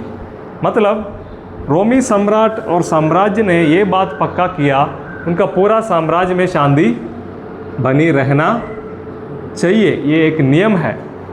और वो शांति कैसे लागू किया? तलवार से। ये है इसका क्या विरोधाभास या क्या है, इसमें आयरनी बोलते हैं, क्या है? शांति कैसे लाना चाहिए? शांति से बात करके प्रेम से शांति लाना है। पर रोमन पीस का how they implemented Roman peace by sword. जो लोग रोम के साथ मेल में नहीं है उसको उसके ऊपर तलवार चलाते हो तो गला कट जाएंगे तो कौन बात करेगा? यह है रोमन पीस, शांति हो गए। जो लोग बलवा में है, जो लोग रोम के नियम, रोम के अधिकार के साथ मेल में नहीं है, उनको क्या है?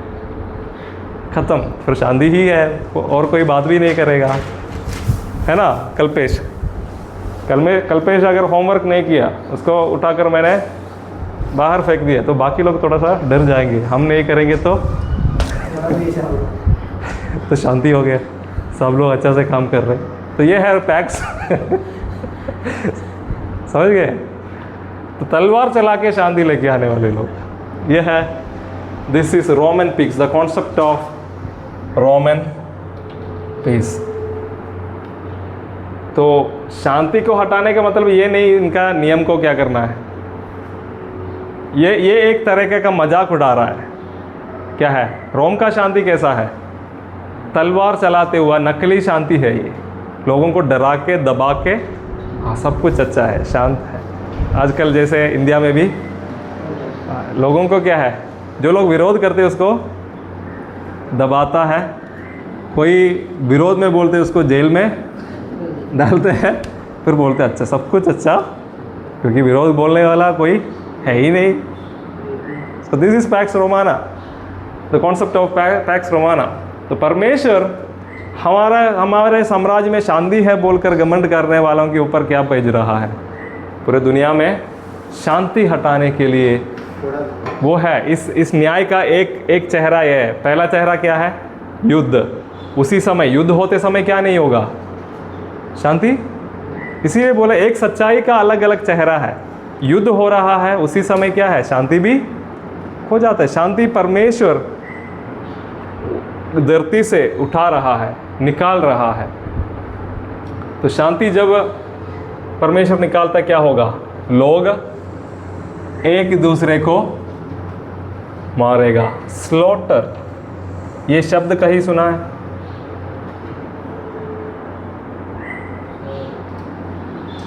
Lamb who was slaughtered, slain, slaughtered.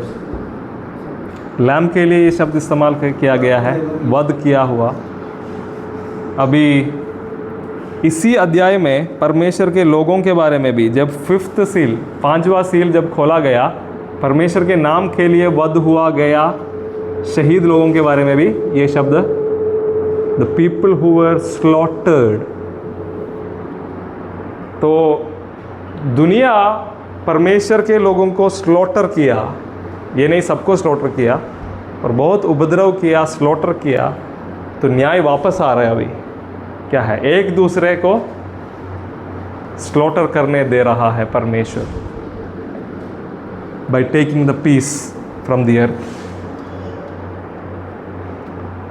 तो युद्ध होते समय शांति भी नहीं होता है, आपस में जो मेल है वो भी टूट जाता है। ऐसा एक न्याय परमेश्वर भेज रहा है।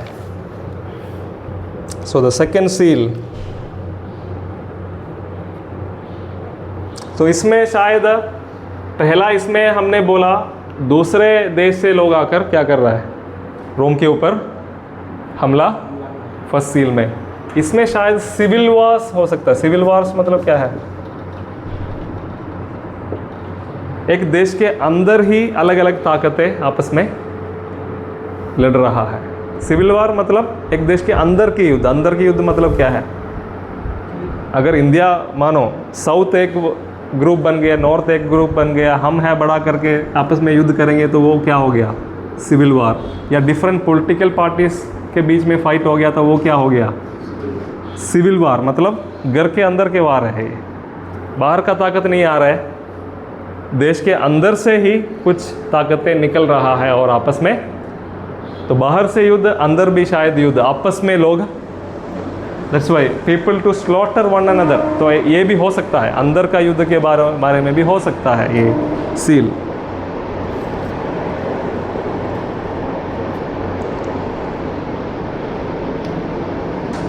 So this is the second seal. What is the third seal? Second seal is 6:3-4. Read the third seal, which is 6 verse 5 and 6. When he opened the third seal, I heard the third living creature say, "Come." And I looked, and behold, a black horse, and its rider had a pair of skulls in his hand. And I heard what seemed to be a voice in the midst of the four living creatures, saying, "A quart of wheat for a denarius, and 3 quarts of barley for a denarius, and do not harm the oil and wine." इधर क्या हो रहा है, the third seal.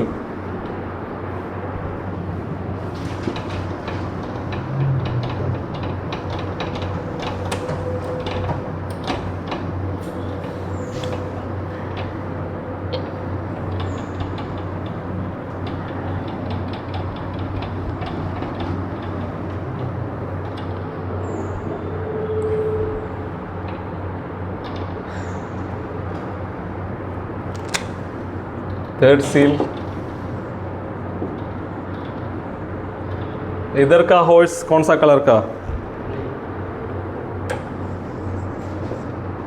काला घोड़ा आ गया, black horse.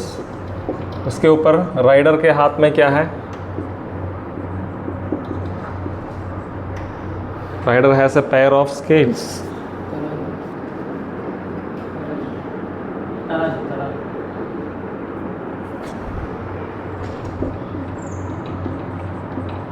Held मतलब पकड़ा है वो, held a pair of scales. Scales मतलब तराजू। आप बाज़ार में जाते समय पुराने ज़माने में क्या है समय, आज तो डिजिटल आ गया, वो वाला तराजू है ना जो पकड़ कर जो चेन में बांधा गया है, तो वो वाला तराजू मन में लेके आना, वो है पेयर ऑफ स्केल्स। उसने क्यों कौन पकड़ा है, जिसके ऊपर बेटा जो है उसके हाथ में there is a pair of scales there, and I heard what seemed to be a voice. अभी एक शब्द सुनाई दिया, वो किसका शब्द है करके नहीं बताया गया है, जीविका तो नहीं, शायद परमेश्वर खुद होगा, परमेश्वर खुद बोल रहा है। And I heard what seemed to be a voice in the midst of the 4 living creatures. जो 4 जीवियों के बीच में से एक शब्द निकला वो परमेश्वर का हो सकता है, क्योंकि परमेश्वर है उनके बीच में, है ना। 4 जीवियों के बीच में कौन है? सिंहासन है, सिंहासन में बैठा हुआ व्यक्ति है। शायद परमेश्वर से ये आवाज़ निकल रहा है, क्या बोलकर? A quart of wheat for a day's pay. ESV में कैसे लिया है? A denarius wheat, right. A quart of wheat for a denarii. तो ए वॉइस इज कमिंग, इनके हाथ में तराजू है। वॉइस क्या बोल रहा है? एक क्वार्ट मतलब एक बाग, quart of wheat for a DENAR या एक आई डिनाराई। मेरे ट्रांसलेशन में ए डेज पे मतलब क्या? ये दिनाराई फॉर ए दिनारी मतलब 1 दिनारी। एक दिनाराई को ऐसे समझना है, वो पैसा है। दिनाराई क्या है? पैसा है। एक दिनाराई ये है, एक मजदूर, एक लेबर एक दिन पूरा काम करेंगे तो उसको मिलने वाला तंगा है एक। आज के ज़माने में अगर एक व्यक्ति, एक मजदूर, एक लेबर व्यक्ति काम करते हुए उसको 800 मिल रहा है तो क्या है? आज का 800 है उस दिन का एक दिनार। एक दिन का एक व्यक्ति का काम का तंगुआ वो है एक दिनारी, या ए डेज पे एक दिन का क्या है? एक दिन का सैलरी या जो वेजेस मिल रहा है, तंगुआ जो मिल रहा है। तो एक बाग जो व्हीट मतलब क्या है?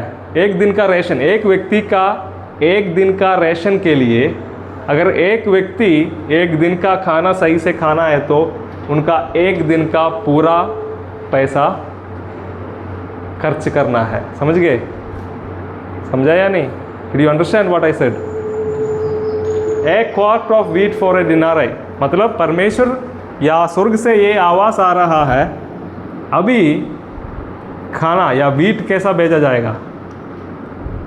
युद्ध हो रहा है, दूसरा सील में शांति हटाया गया है, लोग एक दूसरे को मार रहा है, और उस जजमेंट का दूसरा फेस, दूसरा एक एंगल से एक फ़ोटो खींच रहा है, वो है ये क्या है?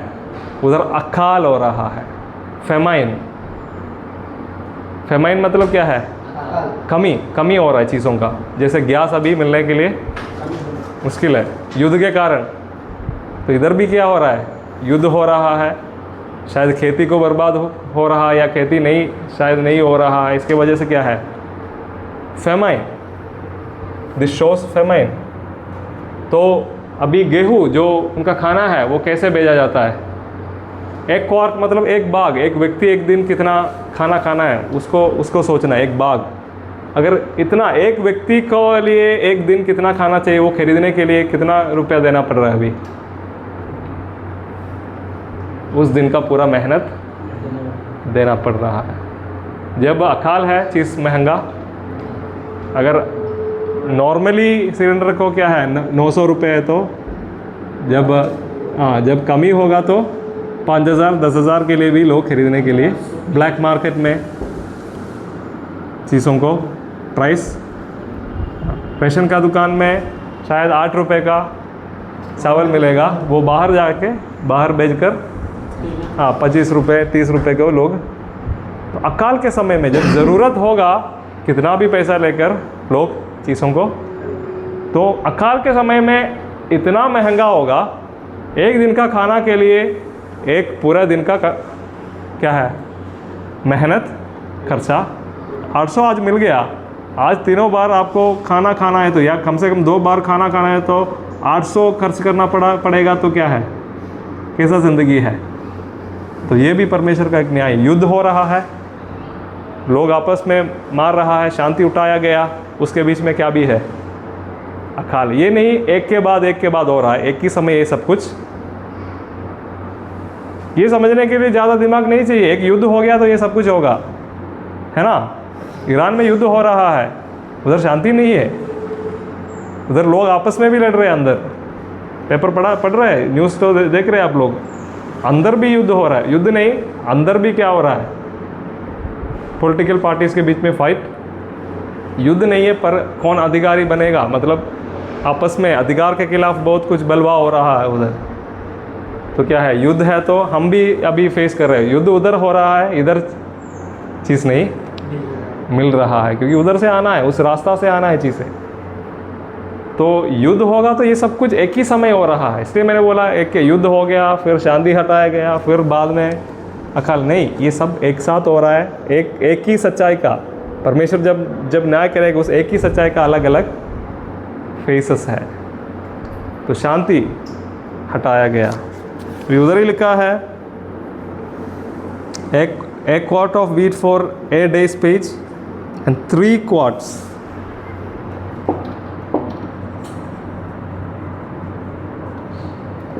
quarts of barley for a dinari.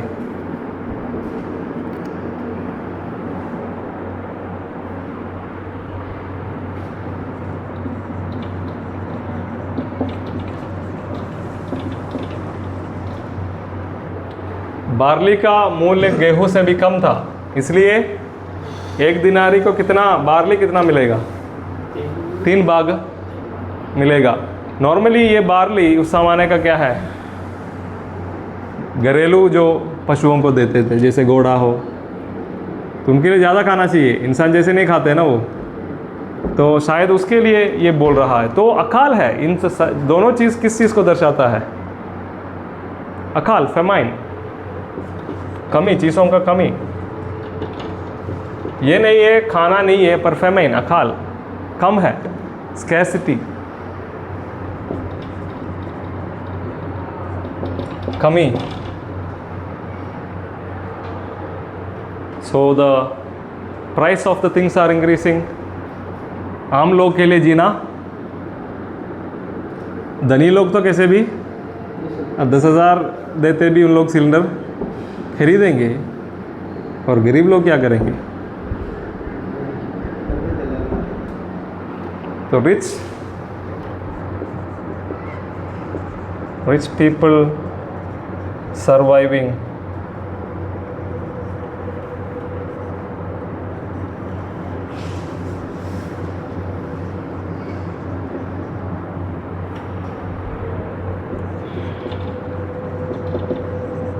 धनी लोग कैसे भी सरवाइव करते हैं, पर गरीब लोग क्या करता है? भूखा, कई बार भूखा रह जाता है। फेमाइन, अकाल, कमी, स्कैर्सिटी, ये है तीसरा सील। पर एक बात उधर बताया गया है, do not damage the olive oil and wine.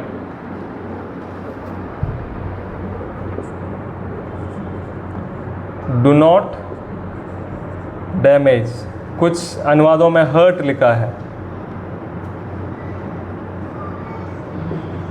Hurt मतलब क्या है? चोट नहीं पहुंचाना।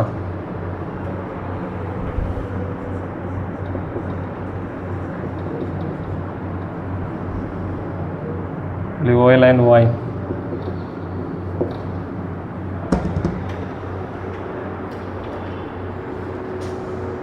इसका मतलब क्या हो सकता है? जो ज़रूरी खाने का चीज़ है, वीट, बार्ले, सब दिन प्रतिदिन का खाने का चीज़ है, उसके ऊपर महंगाई। अभी ओलिव ऑयल और वाइन के ऊपर छूना नहीं, वो जैसा है नॉर्मली मिलने दो। इसका मतलब क्या है? कुछ लोग इसका ऐसा व्याख्या दे रहा है, ये आम लोगों का खाना है, ये तेल और वाइन किसके लिए है? धनी लोग का लग्जरी फूड है, ऐसे बोलते हैं। अमीर लोगों को ये इफेक्ट नहीं होगा, गरीब लोग दुख सहना पड़ेगा। पर ये नहीं है इसका अर्थ। पुराने ज़माने में ये तीनों, वीट, ऑयल एंड वाइन,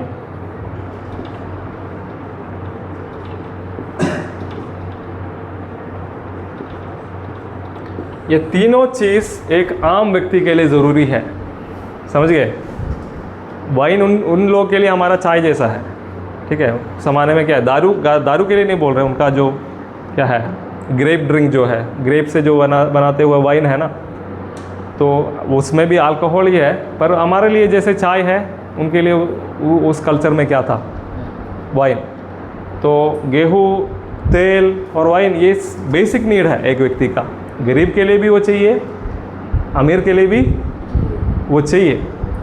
तो बार्ली और व्हीट महंगा हो रहा है, ओलिव या ऑयल और वाइन ऐसे ही रहने, उस विषय पर महंगाई नहीं छू रहा है, उस विषय पर कोई प्रॉब्लम नहीं आ रहा है। इसका अर्थ क्या हो सकता है? तो कुछ लोग बोल रहे हैं ये गरीब लोगों को और गरीबी में डालने वाला न्याय है और अमीर लोगों को थोड़ी देर रहने दे, मतलब पार्शियल जजमेंट। नहीं, ऐसा नहीं है। अमीर अमीर होते जा रहा है, गरीब गरीब होते जा रहे हैं, उस सच्चाई को कुछ लोग ऐसे बोलते हैं। नहीं, ये सारी चीज़ सबको चाहिए। तो इसका मतलब क्या है? तीनों में एक बात को छू रहा है, व्हीट और बार्ली को, जो अन्न जो है, जो खाने वाला आम जनता का जो आहार है। ऑयल और वाइन भी चाहिए उनको। तो एक वैज्ञानिक, one scholar says like this, क्या है? ऑयल और वाइन आइडोलॉट्री में इस्तेमाल करने वाला चीज़ है, मूर्ति पूजा में इस्तेमाल करने वाला चीज़ था क्या? ऑयल और वाइन। परमेश्वर उसको रहने देते हैं ताकि लोग और बिगड़ते, ये नहीं परमेश्वर उनको बिगाड़ रहा है। परमेश्वर मूर्ति पूजकों को उनके रास्ता में जाने के लिए छोड़ देते हैं ताकि उन लोग अपने आप में उसका फल पाए। समझ गए? So this are the things used in idol worship. तो ये एक अर्थ हो सकता है, परमेश्वर चीज़ों को और बिगड़ने के लिए छोड़ा। जो खाने की चीज़ है उसके ऊपर अकाल आ गया, पर जो तो खाना नहीं है तो भी लोग क्या नहीं कर रहा है, परमेश्वर के और नहीं मुड़ रहा है। खाना नहीं है तो भी उन लोग अपना गलत रास्ता में ही आगे, उसका एक निशाना ये हो सकता है। समझ गए? कोई डाउट है इसमें? मतलब उस ज़माने में मूर्ति पूजा में वगैरह, एम्परर वर्शिप में भी, दूसरे मूर्तियों के वर्शिप में भी क्या इस्तेमाल करते थे? वाइन को, बलिदान के साथ वाइन को मिलाते थे या कुछ और करते थे, वाइन और तेल से। आराधना का एक भाग था ये सब। तो वो आगे जाने देता है परमेश्वर, ताकि उनको टेस्ट कर रहा है परमेश्वर। क्या है? खाना नहीं है तो क्या इन लोग परमेश्वर के और एक तो न्याय के रूप में शायद ये एक परीक्षा भी है। खाना नहीं है तो भी लोग अपना गलती करते, लोग समझते नहीं है सच्चे परमेश्वर को और परमेश्वर को न्याय को। अब इसमें एक और बैकग्राउंड हम जोड़ना है।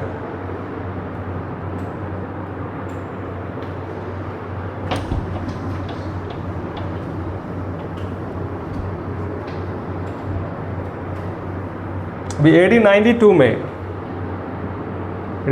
ही है। 1892 में जब डोमिशियन राज कर रहा था, उधर बहुत बड़ा एक अकाल आया। अकाल आने के कारण, क्यों अकाल आया? जो धनी लोग हैं, बड़े ज़मीनों का जो मालिक थे, धनी लोग क्या किया? ये गेहूँ, बार्ली वगैरह बहुत कम खेती किया। ज़्यादा क्या खेती किया? ओलिव और अंगूर। वाइन तो नहीं खेती कर सकते, वाइन निकालते हैं ना अंगूर से। तो खेती अंगूर का और ओलिव का खेती बढ़ा, ताकि उन लोगों को ज़्यादा पैसा किससे मिलता है?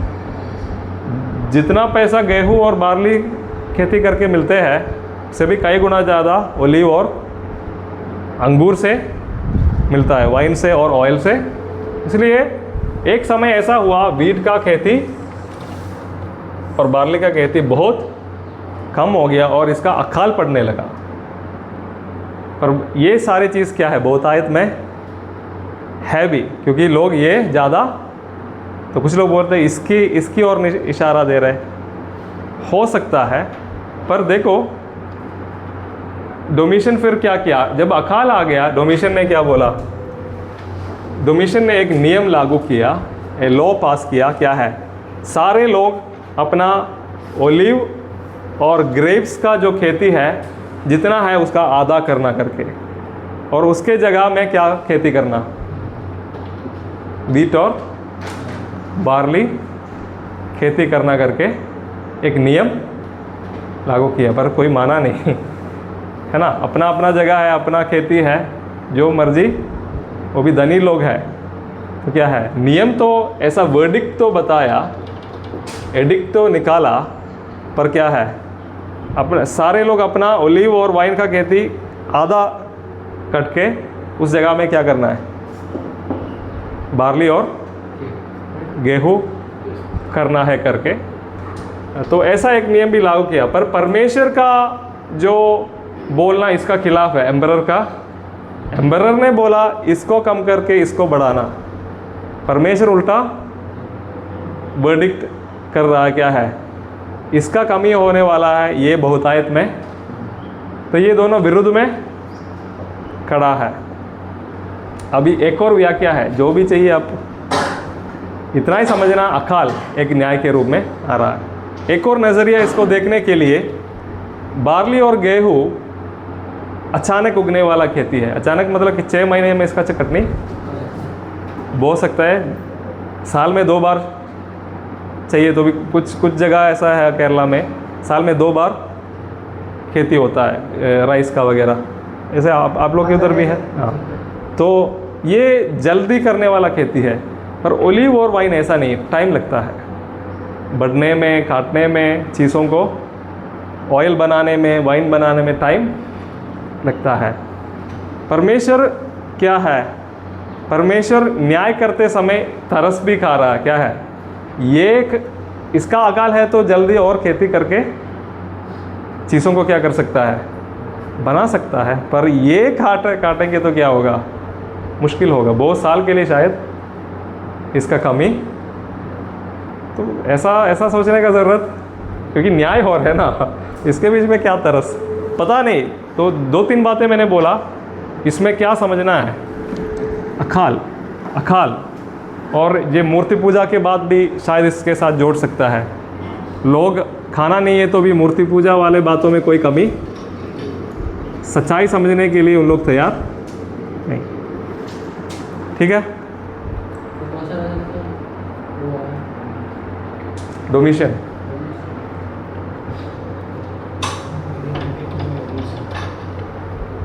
12 बज गए। तो 4th सील क्या है, 4th सील ज़्यादा बोलने के लिए नहीं, वो डेथ का है, पेल येलो हॉर्स।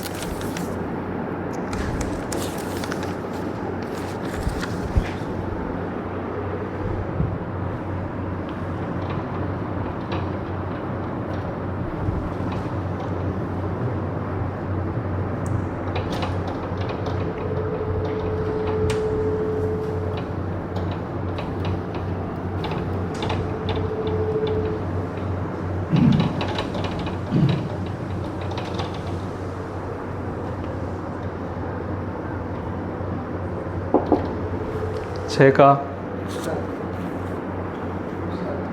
7 और 8 पढ़ो। When he opened the 4th seal, I heard the voice of the 4th living creature say, "Come." And looked, and behold, a flame horse, and its rider's name was Death, and heads followed him, and they were given authority over a fourth of the earth to kill with sword and with piment and with pestilence and by wild beasts of the earth. The 4th horse is when he opened the 4th seal, मेमना 14 seal को खोला, I heard a voice of, तो चौथा जो जीवी आ करके बोल रहा है। Verse 8, I looked and there was a pale green horse. आपके इसमें क्या है, पेल मीन्स येलो है,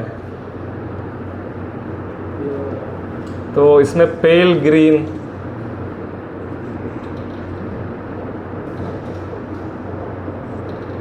जो ग्रीक में जो शब्द है क्लोरोस या ऐसा कुछ शब्द इस्तेमाल किया है, इसका मतलब क्लोरीन सुना है, क्लोरीन जो केमिकल क्लोरीन करके केमिकल है, उसका ग्रीनिश येलो बोलता है। हरा और येलो मिक्स करके एक कलर होता है, दैट इज पेल ग्रीन। तो पेल ग्रीन हॉर्स, पेल येलो से जुड़ा हुआ कलर है, पेल ग्रीन। उसके ऊपर जो बैठा है उसका नाम क्या था? राइडर्स नेम डेथ, मौत है उसका नाम, डेथ एंड हेट्स, डेथ उसका नाम है और पाताल उसका पीछा किया, Hades followed him, HADES।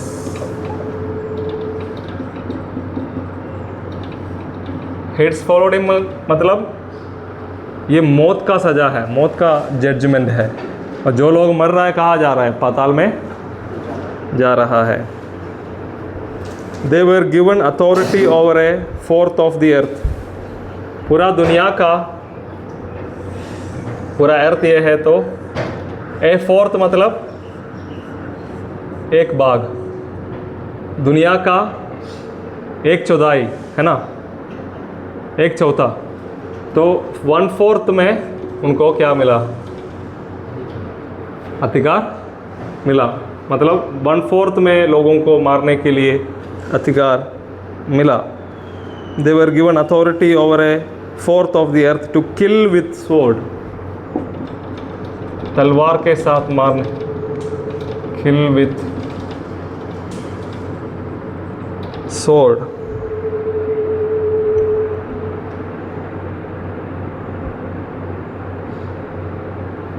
famine, pestilence,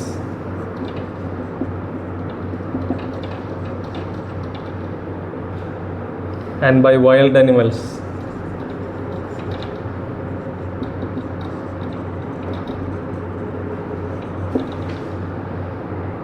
of the earth।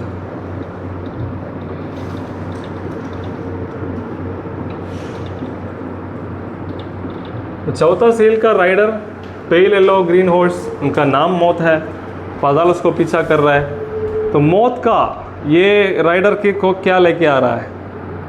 किसी भी तरीके से लोगों को मारते हुए, अकाल बेचते हुए, विपत्तियाँ, पेस्टिलेंस, विपत्तियों बेचते हुए, जंगली जानवरों का अटैक, इन सारे चीज़ों के द्वारा क्या है? लोगों को मारना। समझ गए? फेमाइन तो ऊपर भी आ गया, पर ये सारे बातों से लोगों को क्या करना है? मारने के लिए क्या आ गया? अधिकार मिला, मौत, डेथ। तो क्या क्या चीज़ हो गया? एक है conquest, first seal conquest, second seal क्या है? Taking peace away, no piece.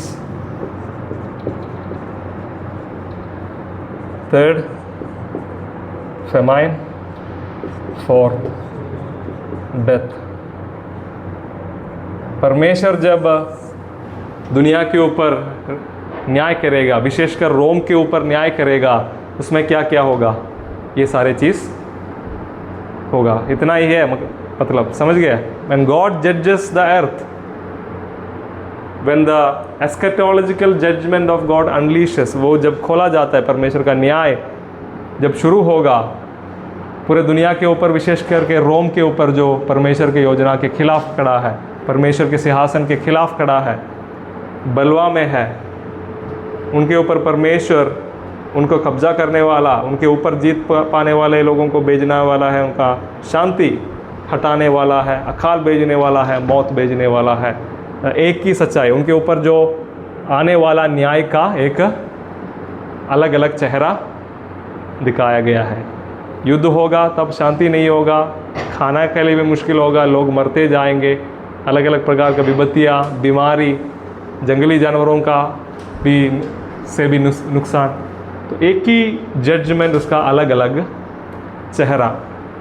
अभी 5th सील में जाते समय वो परमेश्वर के लोग, परमेश्वर के लिए जो शहीद हो गया, उनका चित्र है, वो कल हम देखेंगे।